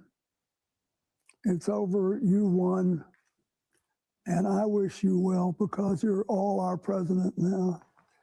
And your success is America's and every American's. So I really wish you well. I kept that letter close at hand for years after I read it. I was just so touched by it. And then when your dad was elected, I wrote him a letter that said basically the same thing. What do you think we can learn from that in this moment in history? That America is bigger than anybody's personal hopes and dreams. Was that what do you think about that speech? Look, it's Big Mike. Hi, Mike. Well, I mean, there is some truth to it. Like, well, president is the president of all Americans, and you do wish that they do the best for all, but you also have, like, within our type of system, within our democrat, like constitutional republic, we do have the right to address our grievances, and we have a right to speak against what we think is going wrong. Clinton himself, he represents an era where everything seemed to be a lot calmer, and what is now considered what was a 90s Democrat is now considered the far right. So that's a little troubling. I believe the heart of the Democrats, if not the policy, was a lot more, reasonable in those times, right? But right now, it has not. Like, I'm trying to give him grace, right? We're trying to do a thing where we're trying to give him a little bit of grace. Like, I don't agree with his policy. I don't agree when he removed Glass-Steagall. One of the reasons that big corporations can do what they do with housing is because he removed the Glass-Steagall Act, which kind of like stopped a little bit of that from happening, from packaging all these houses together in AAA loans. I don't want to get too much into that. But there was a time in the 90s when things were a little better as far as the rhetoric. I still don't agree with the policy that the Democrats had then, but the rhetoric was better. I have to recognize that. And yeah, we do recognize that the president, we don't want the president to go completely crazy, or it's demented, because we have recently seen what happens with that. So we do have to wish the president the best, but we also have to address the problems with their policy, the problems with their rhetoric when these problems do arise and become a problem. Yeah. Okay. Let me finish this one. And I was sitting next to Michelle. That's what happened. That's who I sit next to at funerals. And I was kind of teasing her and stuff. And I slipped her an Altoid. Not as a joke, but oh my God, she might want one. Do you know what that is? What? And that's for when your breath stinks. That's kind of really?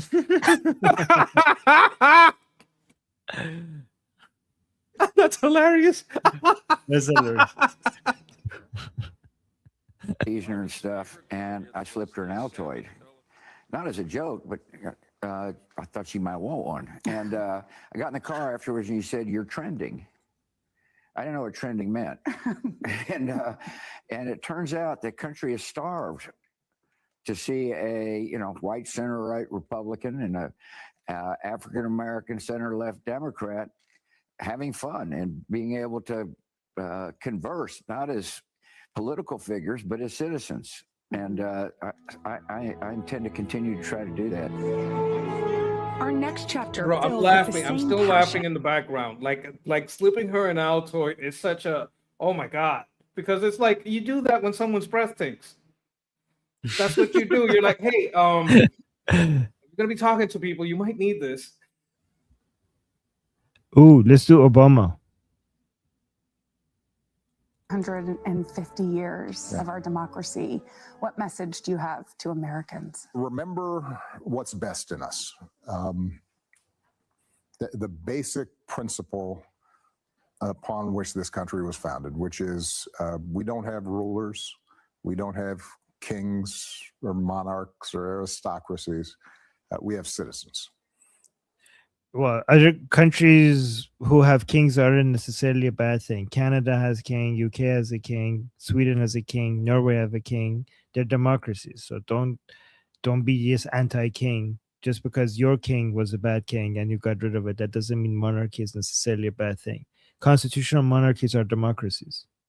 And if we hold true to that idea, that we the people have been gifted this chance of self-government, if we pay attention to our responsibilities and our duties, and if we extend respect and thoughtfulness to our fellow citizens, even if we disagree with them, if we understand that part of this democratic project is to sort through our differences in peaceful, legal ways, then I'm confident that we're going to have another 250-year run that's going to be just as good. The country will survive. All right, what do you think about that? I don't know. One of the things I don't like about Obama is he's like kind of a smooth criminal. You don't understand what I'm saying? Like one of the things he did is about the Smith-Mundt Act, where he allows the propagandizing to the public. That's why a lot of things change in how the media covers things, and like I understand how smooth he is when he talks. He's very reasonable. But I really don't like this guy. I really don't. I hate it so much. So much. Oh, wait, before we go continue, let's read the super chat. You want to read this one before we continue? Huge shout out to our friend Toto Payne Diaz for 3 years sobriety. Amazing. Yes. Yes. Shout out. Thank you so much, BT June, for doing that. Also, always when you're doing, read the person who is also giving the comment. BT, I'm sorry. BT was the one who gave that super chat. And I kind of feel that in my heart because I've had people in my family have to struggle with substance addiction. It's one of the reasons I know how to speak in slurs, in slurred language. Like I know when I understand them because of that. It's a little funny, but it's also a little sad. And we're happy when anyone can get past all that and move on to a better future. Well done. Congratulations. We're all proud of you. Amazing. Look at this. That's beautiful. Oh, look, there's a comment by the person. Oh, thank you. All best. You too. You should be proud of yourself. Yes. That's amazing. Okay. Let's do Clinton now. Much by the process, by the freedom to speak, by the freedom to vote, by the freedom to be active in politics as by any particular issue. And because it's like it is, compromise is essential. We're the most unique country in the world. The most unique country in the world in the sense that we really do think democracy is dictated by the rules of the Constitution. And we do believe, and we act, and when we do well, that all men are created equal. My message is consider yourself fortunate. Okay, I understood that. That part I understood. It was slurry, though. Yes, it did. But the first part I did not understand. Yeah. That all men are created equal. My message is consider yourself. By the way, I don't agree with that. All men are not equal. All men have equal rights, but we're not equal. We need to have equal rights before the law. just because we need to have equal rights before the law, it doesn't mean we are equal. We're not equal. So I do disagree with that. I do disagree. Fortunate to be a part of a great nation. Study our history so you have a better sense for what the future will be like, and be a citizen, not a spectator. And by that, I mean participate in the process, but also love a neighbor like you'd like to be loved yourself. See, one of the beauties of this country is that there are thousands and thousands of citizens who volunteer on a daily basis to help somebody in need. They're often not heralded, but they make a huge difference, one person at a time.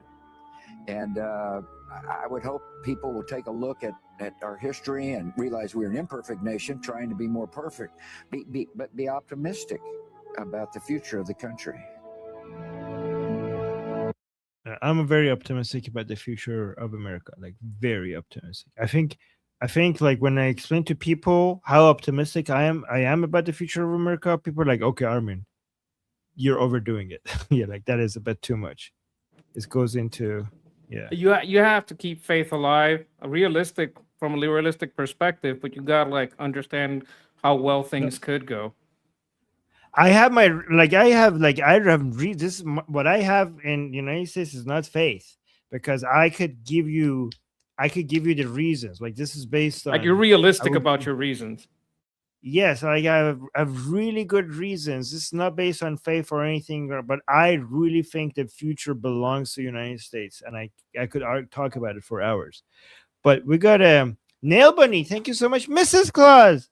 Mrs. Claus with a gift basket with 10 memberships for the people in the chat. Thank you so much, Nail Bunny. Always so supportive, always so kind. And Mr. Mac just gave us a super chat saying, it's a Liberty Monkey show, or is it Politics Grease show? Okay, something in between. Look, yes. if we have to like Liberty Monkey sounds a lot better than Politics Grease. Politics Grease sounds kind of gross. Like political grease. Oh my God, how do you get political grease? It sounds very dirty. No. The first one's a little bit better, but it's a Liberty Politics show, and you should subscribe to Liberty Politics. Yes, thank you.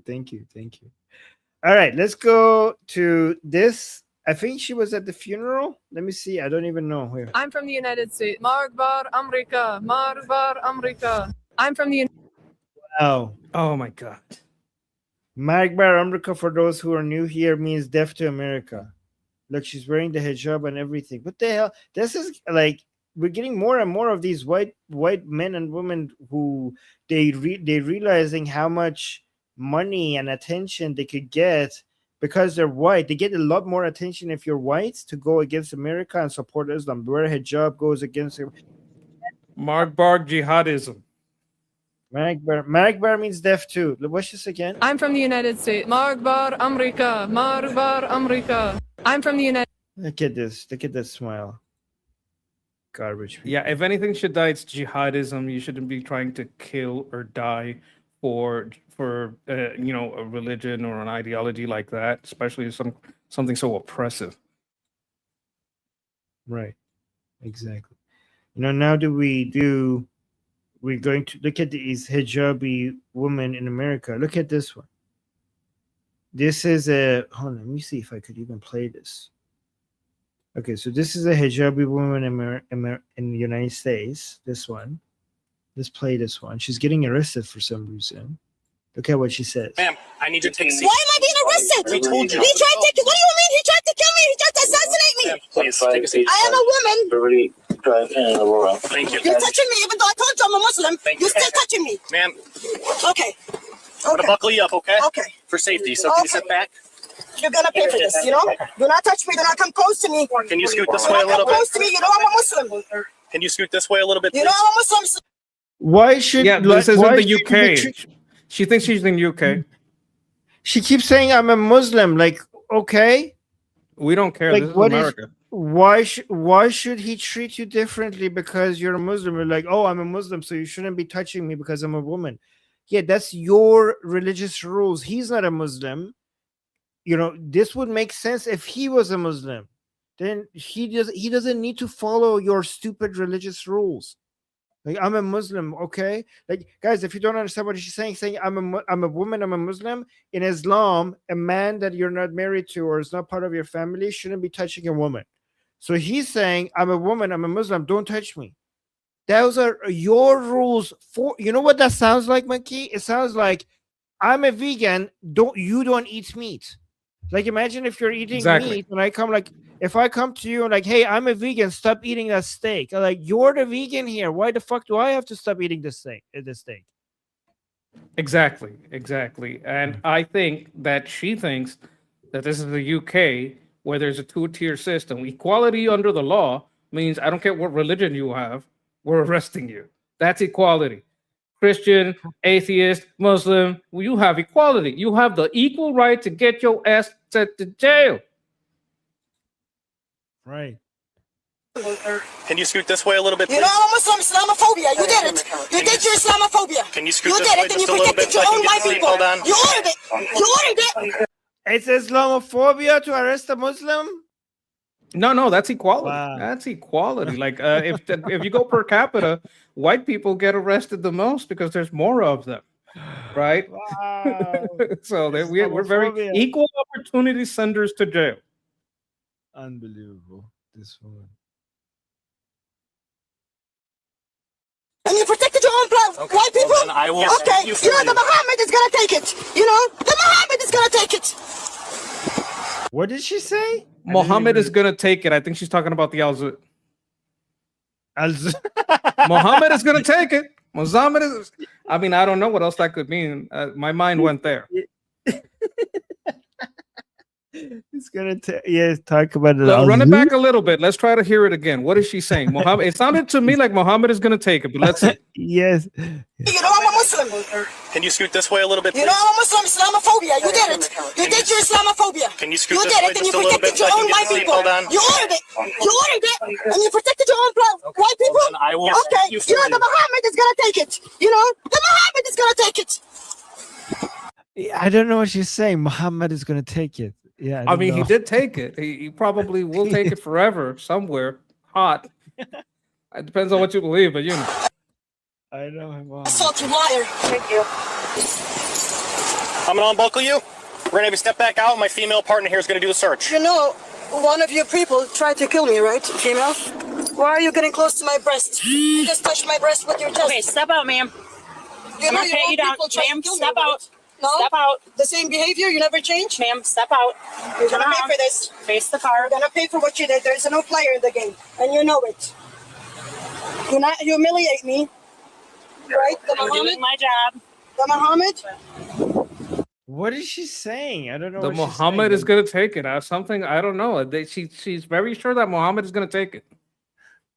Humiliate me. Right? The I'm Muhammad? doing my job. The Muhammad? Right, you're gonna pay for this. Listen, do you have anything in your you pockets? attack me? Ma'am, No, it's a lawsuit. stop. It's a lawsuit. Do you have anything in your pockets? Islamophobic. You're Islamophobic. You protected your own white people, knowing very well that he tried to kill me. This is a lawsuit, Islamophobic. You protected your own white people. Unbelievable. Who is You can sue a sandwich in the U.S. You can sue anything you want. That doesn't mean you're going to win that lawsuit. Unbelievable. Yep, you know him very well that he tried to kill me. Spread your feet apart. Islamophobic. Don't get in my. Do not touch my privacy. Do not touch. She keeps saying Islamophobic as if that's gonna do something. Like he says, She thinks she's in the UK. She thinks we got two-tier policing here. Oh my God. Privacy. Do not touch my private. Right? I am a Muslim. Islamophobic. I am a Muslim. Okay, have a seat. No one cares you're a Muslim. Stop saying that. Okay. So I'm a Muslim. She thinks it's like a special power that it doesn't work. That doesn't work here. I mean, they did her a favor and got her a woman to search her instead of a man, and she keeps saying, "I'm a Muslim." Okay, they got you a woman. What else? What else do you want? You do what you do best, right? To the Arab. You know who you are, right? The fallen angel. Yeah. Did she have her wallet on her? You understand my language. You understand there is a no player in the game. Or is it in the You're car? not supposed to do this to an Arab. Hello? You're not. You think you're not Right? supposed to Look, do this to an what Arab? could happen? I'm going to tell you what could happen. because there's equality on the law. If they wanted to apply, and I don't know if they have this in this state because I don't know what state this is. There are people that have gotten into trouble that for using racist speech against white people, right? Or if any of these people are Jewish, they might get like when you try to say no, it's because you're a white person, this and that, and white people are this and this and that. You got to be careful because this isn't the UK. Being anti-white can also get you in trouble. It depends a lot on the judges. It depends a lot on the prosecutors. But there have been cases where that happened. So this person is playing with fire. I doubt that it'll come to that. But you got to be careful with those modifiers. Personally, I don't like modifiers too much. It's the crime is what the crime is. I don't need you to add more years because it's racist or whatever. I think that doesn't make any sense. But there are places where there are modifiers, and these people that use that kind of language have it backfire against them. Unbelievable.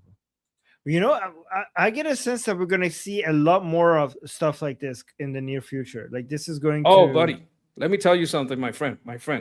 The worst thing that happened to the defund the police movement is body cams. Because, oh my God, say her name, blah, blah, blah. All that shit stopped happening as soon as these body cams came out. And you see these people charging with a knife. You see these people going crazy. You see these people attacking and punching and kicking. And you're like, oh, no wonder they got the ass beat, right? Like the body cams has been the destruction. I have even seen people that have started speaking against body cams. Because body cams tend to prove that, oh, the police are evil. No. What it shows is that the police are basically daycare for adults. That's what they are. They have to go take care of these people acting childish and just, I'm just going to say retarded and causing problems for themselves and other people. The body cams are the worst enemy of defund the police because it shows like, no, you should probably pay these people more. Right. Okay. Let's continue. You do what you do best, right? To the Arab. You know who you are, right? The fallen angel? Yeah. You know Does she have her wallet on her? You understand my language. You understand there's a new player in the game. Or is it in the car? You're not supposed to do this to an Arab. Hello? You're not supposed to do this. Hey, where's your wallet at? Or your ID, your purse? What are you doing? Where is your ID at? Is it in your car? You're not supposed to do this. Where is your ID at? I am not giving you any of my information. Okay, What are you so doing? we will I'm under duress. I am under duress. You are under arrest. No, yeah, under arrest, under duress. Okay. Right. I am being forced. Hey, is her wallet in the car? No, this is against Her purse? Just her ID?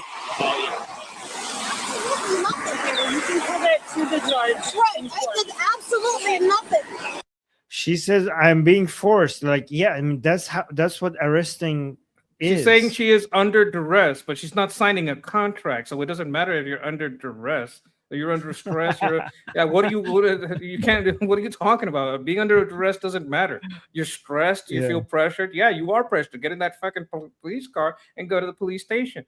When they're asking you for an ID, that's what's known as a lawful order. If you don't follow lawful orders, they may have to detain you. Right. Oh, we got some super chats. Let's respond to the super chats. Thank you, guys. Oh, Jedi, you're behind. Jedi saying, oh, no, not her. Carla Walsh is a traitor to this country. Guys, write in the chat, Jedi, you have to skip forward. You're behind on the stream. And thank you for the super chat. Let Jedi know to reach, to fast forward to get to where we are. Guys, when you're on the stream, go fast forward to go to the very end. Jedi, are you here with us? I think he's like yes, but it is true. Carla Walsh. Sometimes people will just watch at 2x speed to get everything that happened and reach the live. Could be that. Don't know. Yes. Oh yeah, that's true. Okay, so we got Noah here with a super chat saying, I disagree. The body cams can be very helpful most of the time, but I see what you're saying because other times it can be harmful. By helpful, I mean helpful to prosecute criminals. So here's the thing. If the body camera shows that an officer is doing something bad, it proves that officers aren't favored. And when there's body cams that show officers arresting other officers. And there's like a battle of the body cams because the guy gets caught in his own body cam doing something wrong, and then the other body cam catches him. So it is helpful. It may not be helpful to all police, but it's helpful for good police. There's another interpretation I can have to the super chat, that is that body cam is cut in a way that's deceitful and removes context. That is true, but they're going to do that with everything anyway. When there was no body cam and you couldn't find the larger context, all that was out there was the rumor that it was abuse. At least with the comment body cam, even if you see a snippet that's out of context, you can go find the full video. That's what I would say. But I understand what he means. It is true that sometimes it gets cut out of context. Right. Okay. Let's watch this one. Let me remove these. Okay, so this is interesting. I think this is. Do you miss Charlie Kirk? I mean, I never got into his content until after his assassination. And after his assassination, I fell in love with everything he did because I then started watching him. I was, but I wasn't a long time. Like just when I started getting into his content was when all this happened. So it did kind of affect me. But maybe if I had been a long time supporter instead of started supporting him up to like, I would say about 3 months before it happened, it might have hit me even harder. But it was an incredibly stressful and enraging time because of the way that some people reacted to it. I thought it was the way some people reacted to it was terrible. And it did have an effect. He did have a special way of debating in which he was able to maintain a calm tone, and he had a way to debate you in a way that made him seem like he was just trying to watch out for you, which is very unique and rare that I haven't ever seen anyone else actually being able to convey. Right. Okay, so let's watch this clip of him with Mamdani next to him. I think it's relevant to what's happening these days. Islam is not compatible with Western civilization, period. I'm not talking about individual. We're talking about the macro ideology where many of them gather together and what that metastasizes into. So I want you to try to filter out any individual interactions because that is a distraction from what is happening civilizationally. How is it incompatible? Number one, we as Christians believe in freedom of speech. We believe that it is our birthright. Islamists do not believe in freedom of speech, period. You cannot question Muhammad. You cannot make fun of him. You cannot question the state. Number two, they do not believe in freedom of expression or freedom of religion. In Islam, in the verses, you are allowed to lie. You are allowed to deceive in front of God as long as it advances the aims and goals of Islam. You are allowed to masquerade a different version of yourself. A foreign concept to those of us as Christians. Because what is the ultimate value claim of Christianity? It is truth. Because our Lord and Savior is truth, and truth became flesh. At the top of all of it, it is truth. In Islam, it is not truth. Truth is not the ultimate Islamic value. It's not. It's power. It's domination, subjugation, conquest.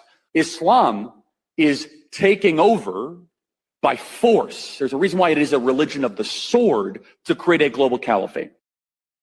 Okay, so everything he said about Islam, in my opinion, is 100% true, except just a slight adjustment at the beginning, if I may. Okay, just a slight adjustment, if I may. Let's play this here. Sure. Islam is not. Okay, let me hold on.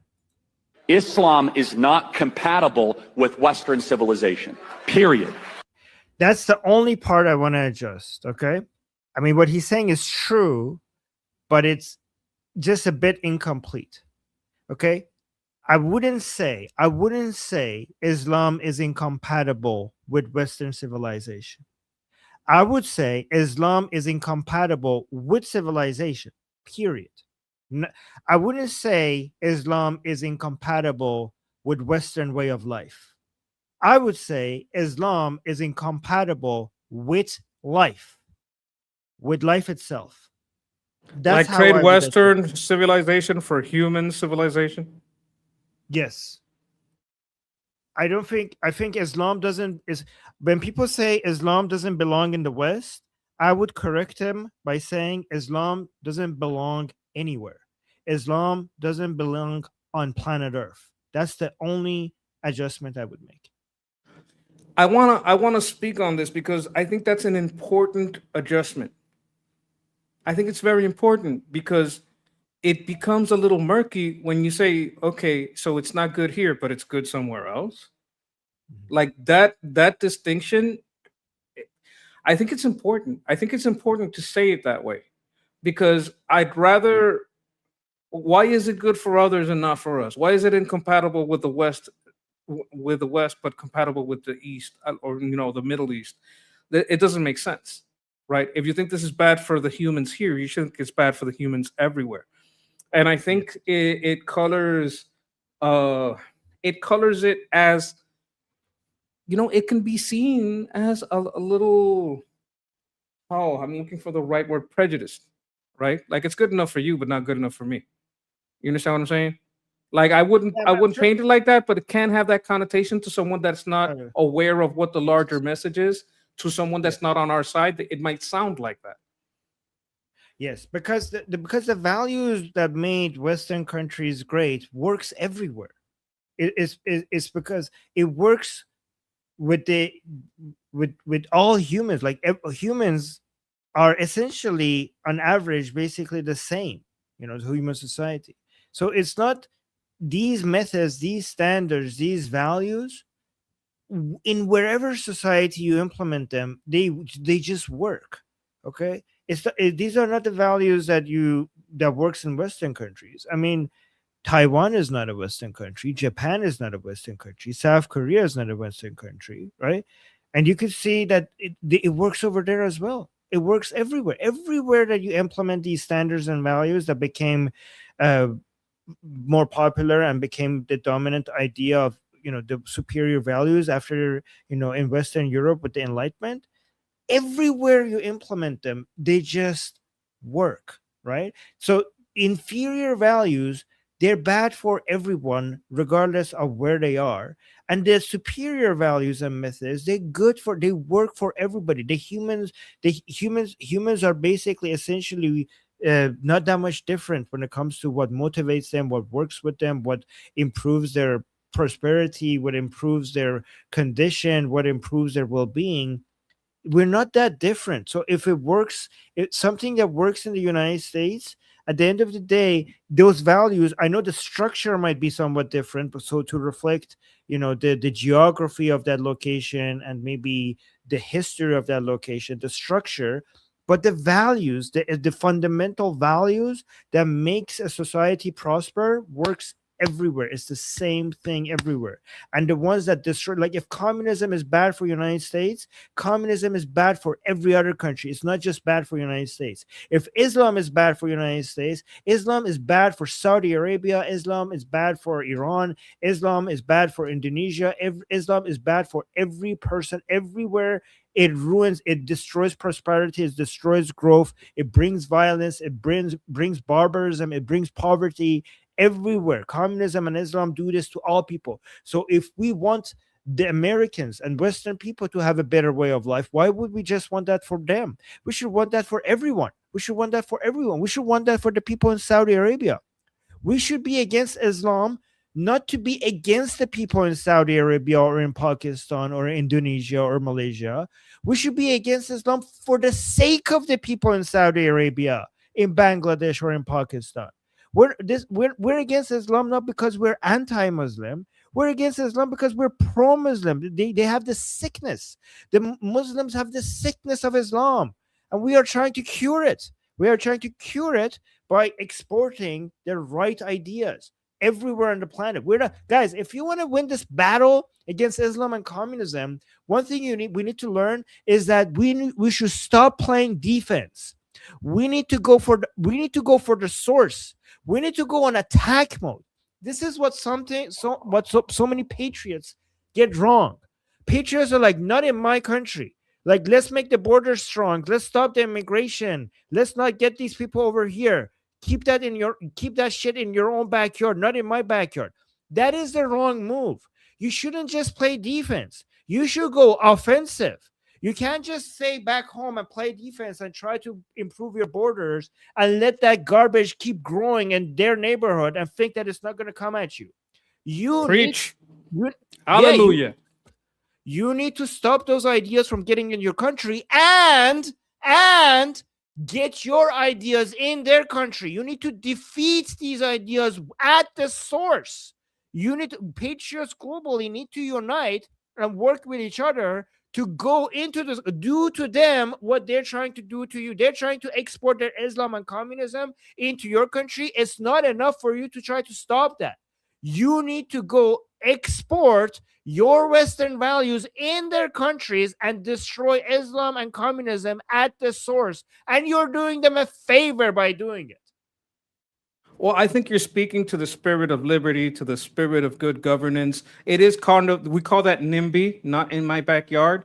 We can't have a NIMBYist attitude about Islam. We'd have to, and I realize, right, that Charlie Kirk is so great that in all that we could only find one word, changing human civilization, Western civilization for human civilization. I don't want you guys to think we're against Charlie Kirk here. Obviously, we could only find one word, but you know what? It's important for us to not have a NIMBY attitude about Islam. We can't say, well, not in my backyard, but it's good other places, because it will eventually from other places get here. It got here from other places. You got to understand that this virus does spread. Yeah. So somebody is saying that fine, but we have to clean up the virus that we allowed in the West. Yes, you do, but it's not enough. It's kind of like a tsunami coming from your home, and you're having a bucket, and you're basically pouring the water out while there's a tsunami coming at you. Okay, you need to do something. You need to stop. You need to go and basically stop the source. Okay, because if you only, I'm not against this, the defense. I'm just saying it's not enough to try to kick it, to kick out because if you don't clean the source is producing this so much that no matter how much you try, you cannot clean up the virus from your home, because every time for everything you get rid of, there's going to be the barbarians at your gates are too overwhelming. They're piling up so much, and no matter how much you make, how tall your walls there are, or how big your gates are, and it doesn't really matter. The barbarians are piling so much at your gate. It's like World War Z. They're gonna get in. You need to go and find a cure for this virus that is turning these people into zombies. Like, it doesn't matter how great your borders are or how tall your walls are. They will eventually get in if you don't go and destroy all of this sickness at the source. I'd like to highlight this comment because it goes to the source, like this care organization. These people are from outside coming in, right? Yeah. So this is going after care and explaining that these people come from outside. That is not enough here, that sometimes people from the outside start coming in here and influencing, and that this has a source outside of here that needs to be taken care of. We tried to do something about that on February 28th, right? I think that was a good start, right? But this ideology is a problem, and I wanted to highlight that because I think you can explain what care is way better than I can. So no, CARE is just one of many, many institutions that are basically changing your politics and destroying the values, the foundations of your country from inside by basically spreading Islamic garbage, right? And again, NIAC also. But again, so for example, you're going after these organizations are not enough. I mean, it's important, but you have to go after the source of the fun, like the people. You have to destroy the value. Guys, the Cold War wasn't won just because of military operations and economic operations against the Soviet Union. Capitalism defeated communism ideologically, not just militarily and economically. And that's what you need to do again and again and again. Anyways, we're getting off track here, but we gotta. I think these are good points, though. Oh, thank you. Elaine, thank you so much. We got another gift basket, 5 memberships for the people in the chat. Today we're getting a lot of membership gifts. Thank you so much. You guys are very supportive. It's very sweet. We have such a supportive group of people, in our community. Thank you guys. That's very sweet. And I'd like everyone that's And here to also like and subscribe. We're about to reach about 2,000 live viewers. I really appreciate you guys being here. Hit that like button, subscribe if you can. Really appreciate you. Love you guys. Thanks for joining in this discussion. yes, thank you. And Monkey, I have your back. Okay, at the end of the show, I'm gonna also keep mentioning your channel as well, so people. I love Armin. Oh my God, you're gonna get a monkey hug. Monkey hug coming your way. Thank you. Thank you. All right, Shen, thank you so much for the super chat.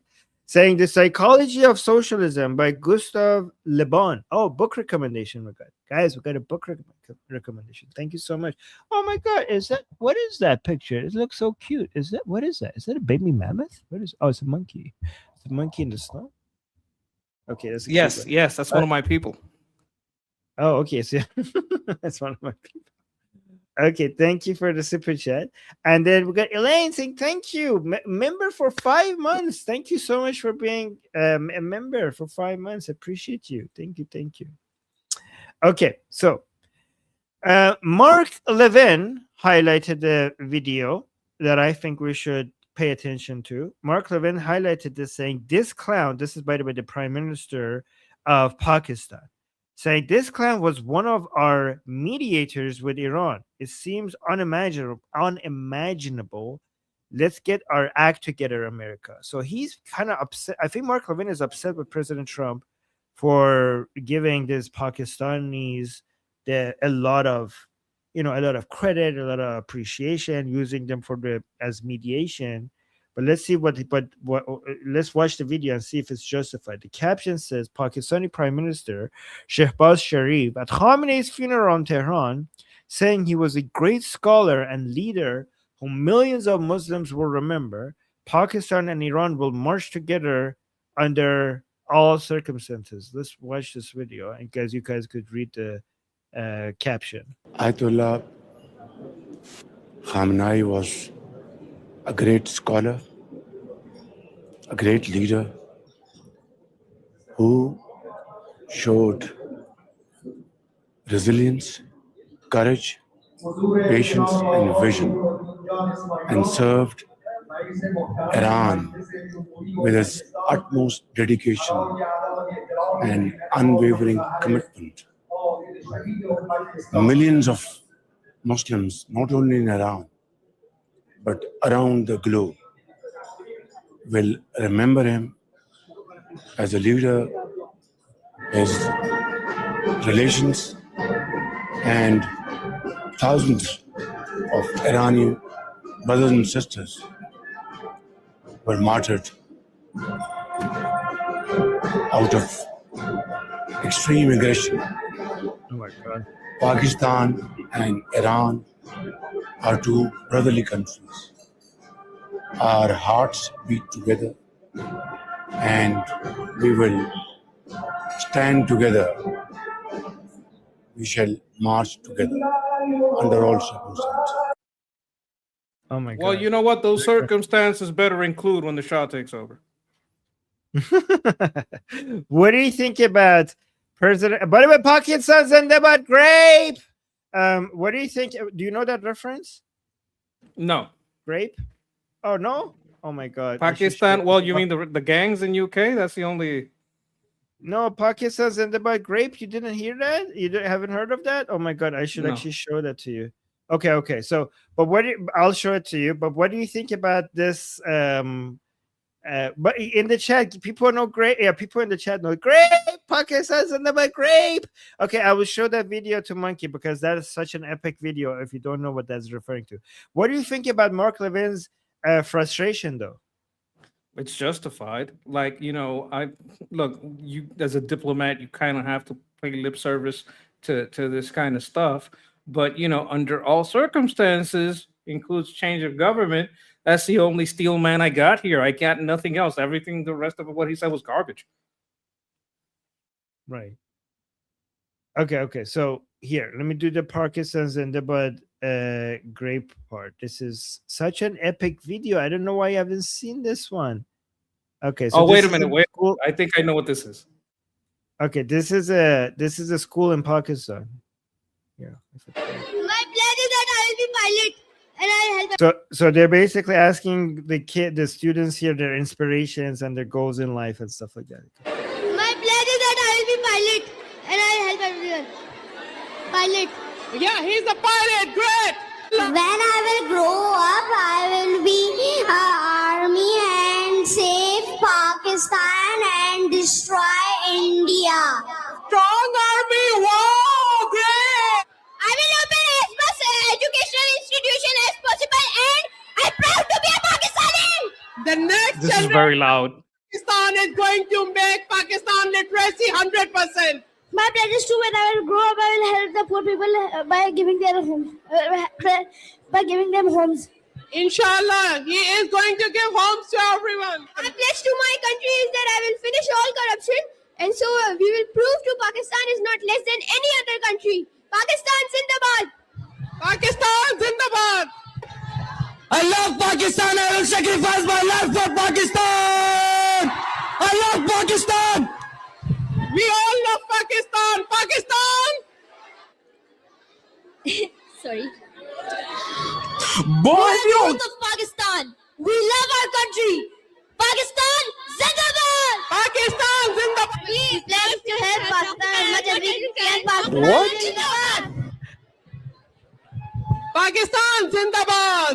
My plan is that I will be pilot and I'll help everyone. And I'll help everyone. Why are we still here? Just to suffer. Yeah, he's a pilot. Great. Wait, I have a much better version of this. Have you seen this version of this? I had to pull my headphones out a little bit because it was so loud. This is so loud. You gotta lower the volume on it a little bit. It's just oh my god. Okay, now this one is a bit better. Okay, this one is a bit better. Look, I will say that the one that wanted homes, and the one that wanted to end corruption, I can't say anything about that. But the jihadi with the painted face, oh my god. This here. Have you seen this version of this video? I haven't seen this. This is the best edit of this video here. My plan is that I will be pilot and I'll help everyone. Pilot. Yeah, he's a pilot. Great.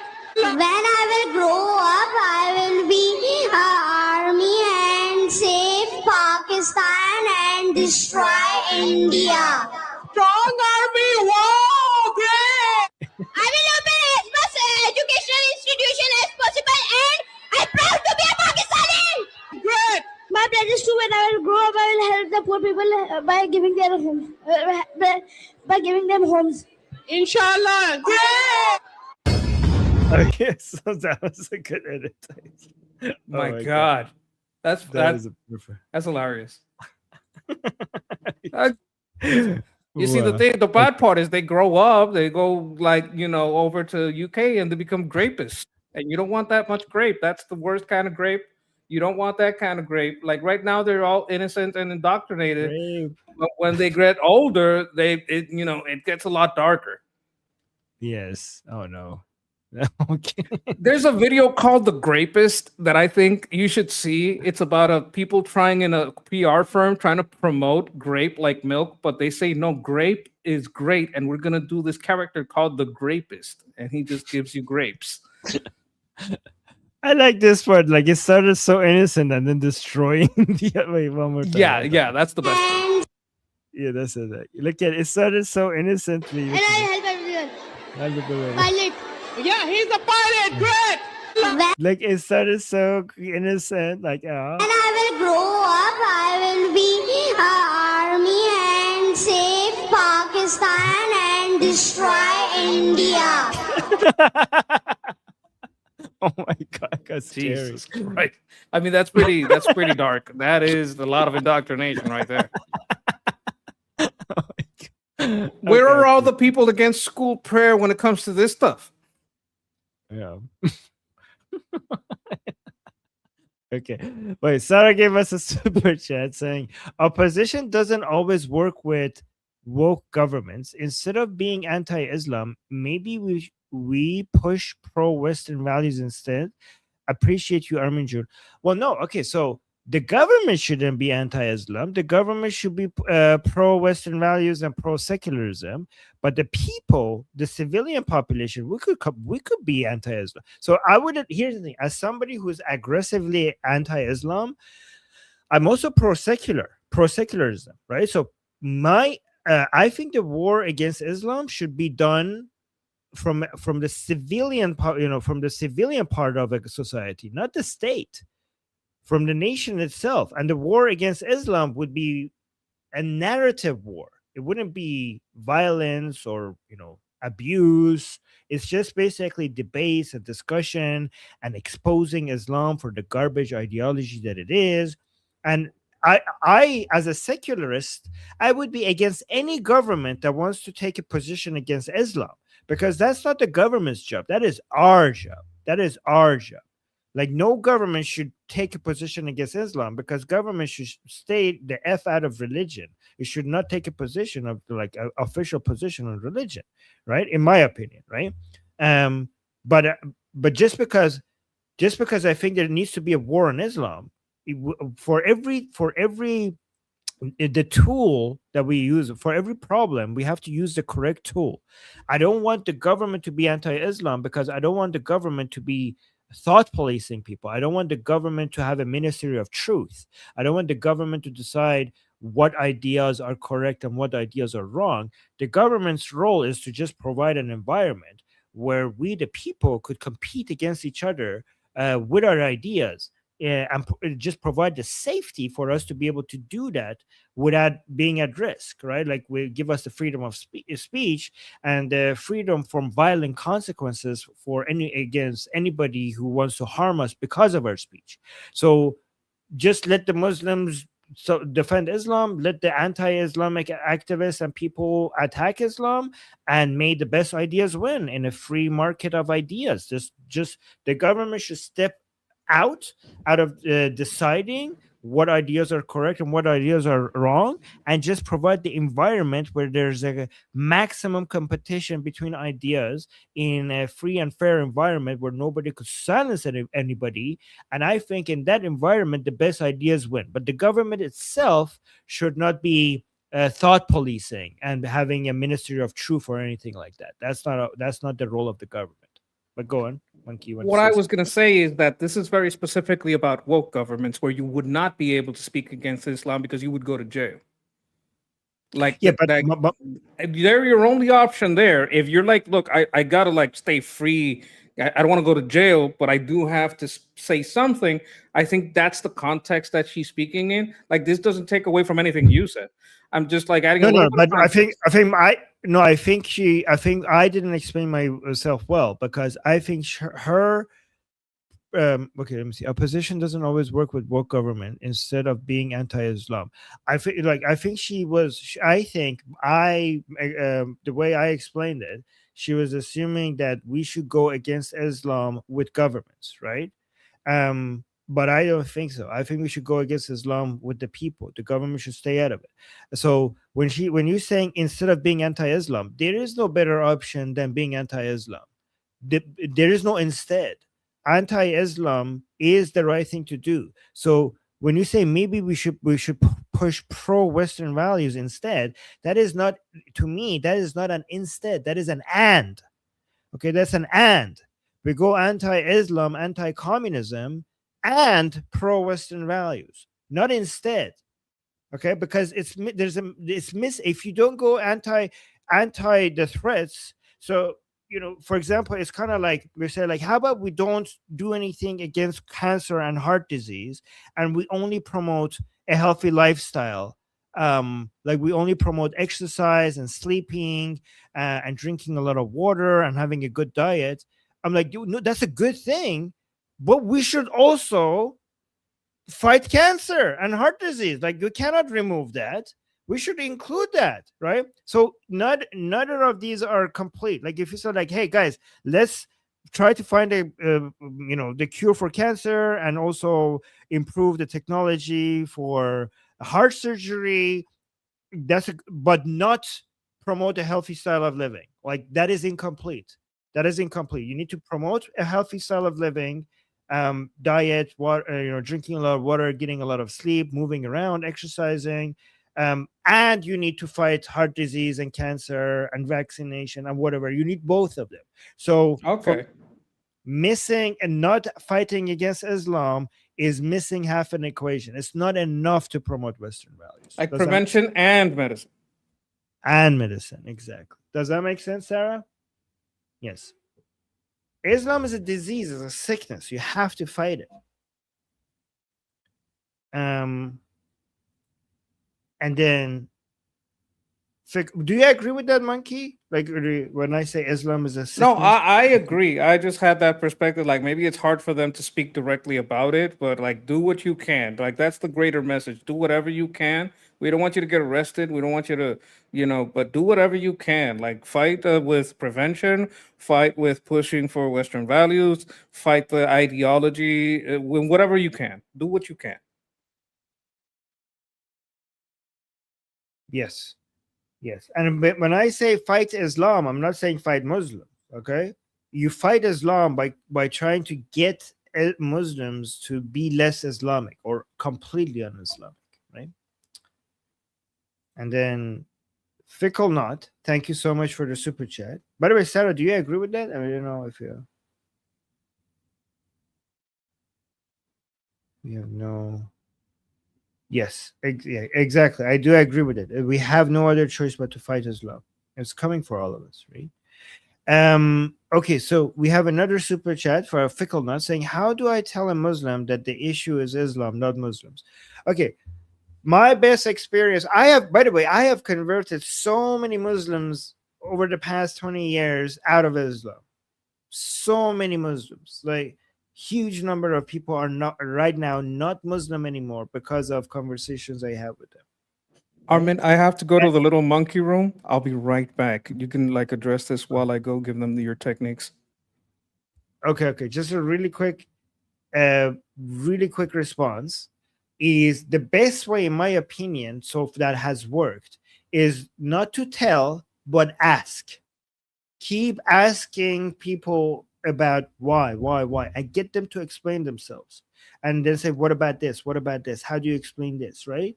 So if you have the patience and the time to work on an individual Muslim, the Socratic method works the best.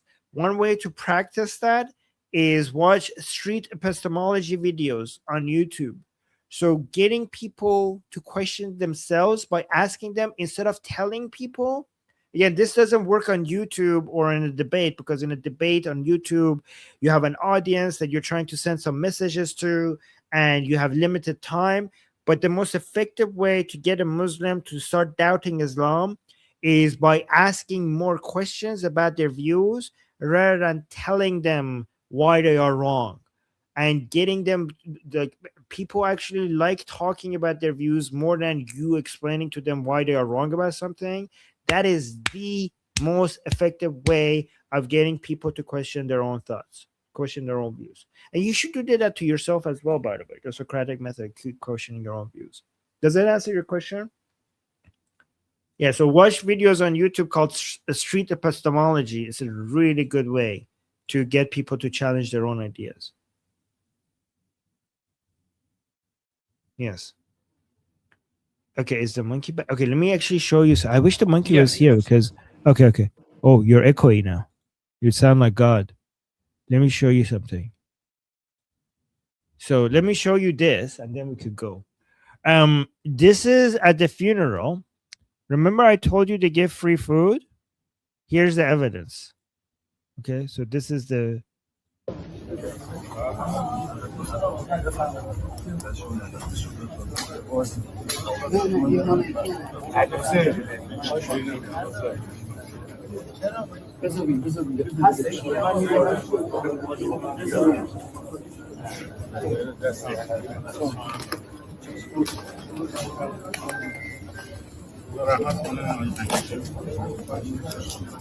So see, it comes in a box. Everything is in a box prepared. What So is that? Is that good food? Wait, I'm hearing myself double. What is this? Oh, it's Do you hear okay. me double? No, I hear you once. Okay. But well, anyway, that is- what kind of food is in here? I don't know. It seems like there is rice and food. It is good food. You know how I know it's good food? How? Because there's a two-tier system. Okay, let me actually. Oh. Because this is the food for the people who are important. Okay, this I is what they see. gave to the people outside. So there's the difference. This is the outside people got this. Wow. Big difference. Yeah. Especially in portion. Yes, look. Who do you think the dimmy dimmy dum dum was serving? These people or the one inside? Probably the ones inside, right? He was giving them that green stuff. No, because you have to act like you're with the people and you're providing support with the, so that's the Okay. thing. Yeah. Yes. So guys, you can see the two-tier system of the Islamic Republic at the funeral of Ali Khamenei. These are important people. They get the bucks, but the people outside, they get this. This is very small part. This is like almost an insult. Like you might as well not give them anything if you're giving them this. I mean, really, yeah. I guess if you're really hungry, what's that, like some beans and rice? I don't know. That looks like Khoresh Fasanjun. I don't know. Anyways, just wanted to show you that because a lot of times, like, oh, people are coming for free food. They come and say like there was no free food. I just wanted to show you there is free food. There always free food. That's why people show up. That's a big deal. You know, a lot of people even if it's small, if it's free food, people will show up. Like if it's free, let me just go get something. I mean, even with that, they couldn't get the big numbers that they were hoping for. So it's embarrassing. It's also Anyway. free food, a trip outside. You know, you get a ride, air-conditioned probably bus, air-conditioned bus, ride somewhere. So there's there's a lot of perks. Exactly. Oh, look at this super chat. This is exactly the way I look at it. Jagatai gets it. Guys, Jagatai gets it because he's an ex-Muslim. He's a patriotic American, Texan, Pakistani, atheist, ex-Muslim. He's one of my favorite, like all of that together. I love this man. I love this man. Right? He's a murtad. He's against Islam, but he also recognizes that Muslims are the victim of Islam, right? So guys, just because you're against cancer, that doesn't mean you're against the cancer patient. So we're against Islam and we see Muslims as the victims of Islam. And most ex-Muslims get that because most ex-Muslims have family. Most ex-Muslims hate Islam, but they also have family members and loved ones who are Muslim. So they hate Islam, but they don't hate Muslims because they see Muslims in their family. Their loved ones are Muslims, right? So Jagatai gets that. You know, in Christianity, you guys have something similar. You say, hate the sin, not the sinner, right? You Christian, exactly. So Christians get that. Christians get that. Don't hate the sinner, hate the sin. Yes. So see, so if you're a Christian, you understand where we ex-Muslims are coming from when we say we hate Islam but not Muslims. Okay, because to us, Islam is the sin, Muslims are the sinners. Like, well, not technically. I mean, you know what I'm saying, right? Is basically, we see them as victims. Well, it's a little worse, right? Because the way that Islam treats apostate is very different from the way Christians treat someone who has left the faith. Yeah, but Islam treats it like that. Not all Muslims, right? So most Muslims would not want to do something like that to you. But Islam itself teaches you that you have to do that. But there's people that have like I'm gonna use an example I used before, apostate prophet. Just for him telling his experience, what he's gone through. They have they wanna do terrible things to him. He gets a lot of threats for having been a Muslim and getting out. It is downright dangerous to express that.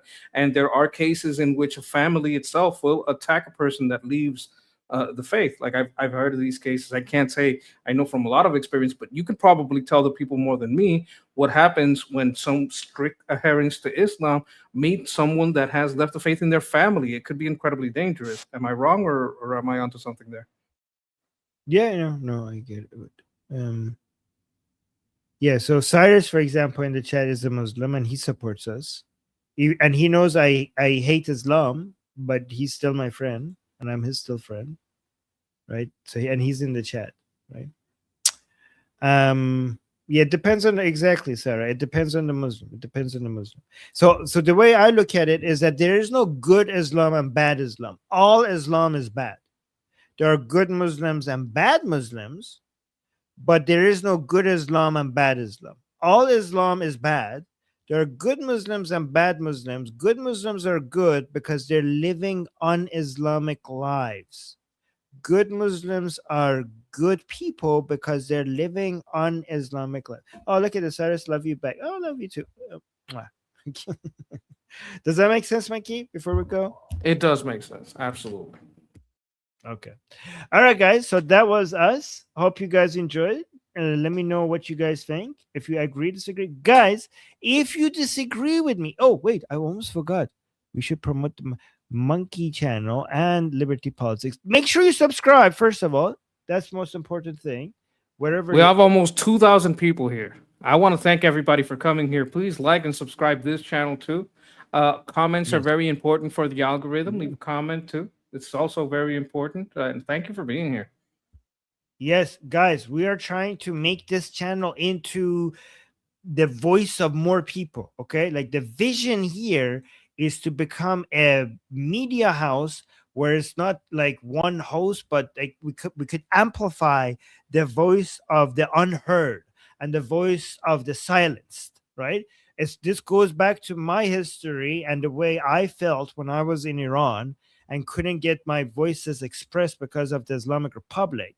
So I basically am dedicating my life to make it easy for people not to just say things, but to also be heard, right? That's the whole point of Liberty Politics, okay?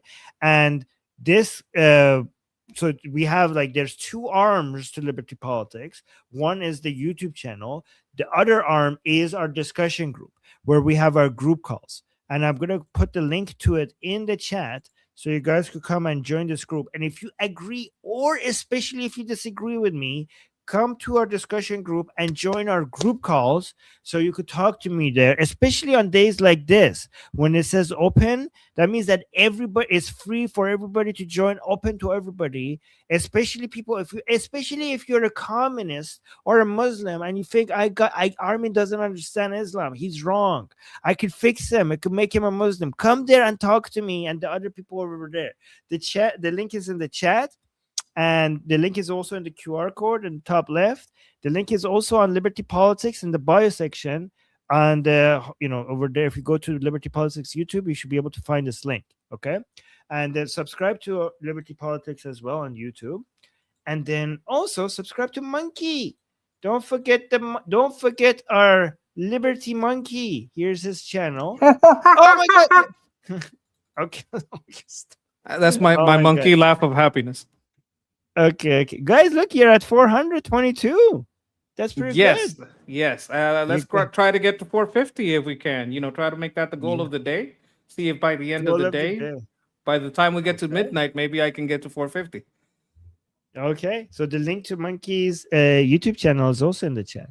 All right, guys, I'm going to go eat because our group call is starting in about 50 minutes. If you guys want to join there and talk to us.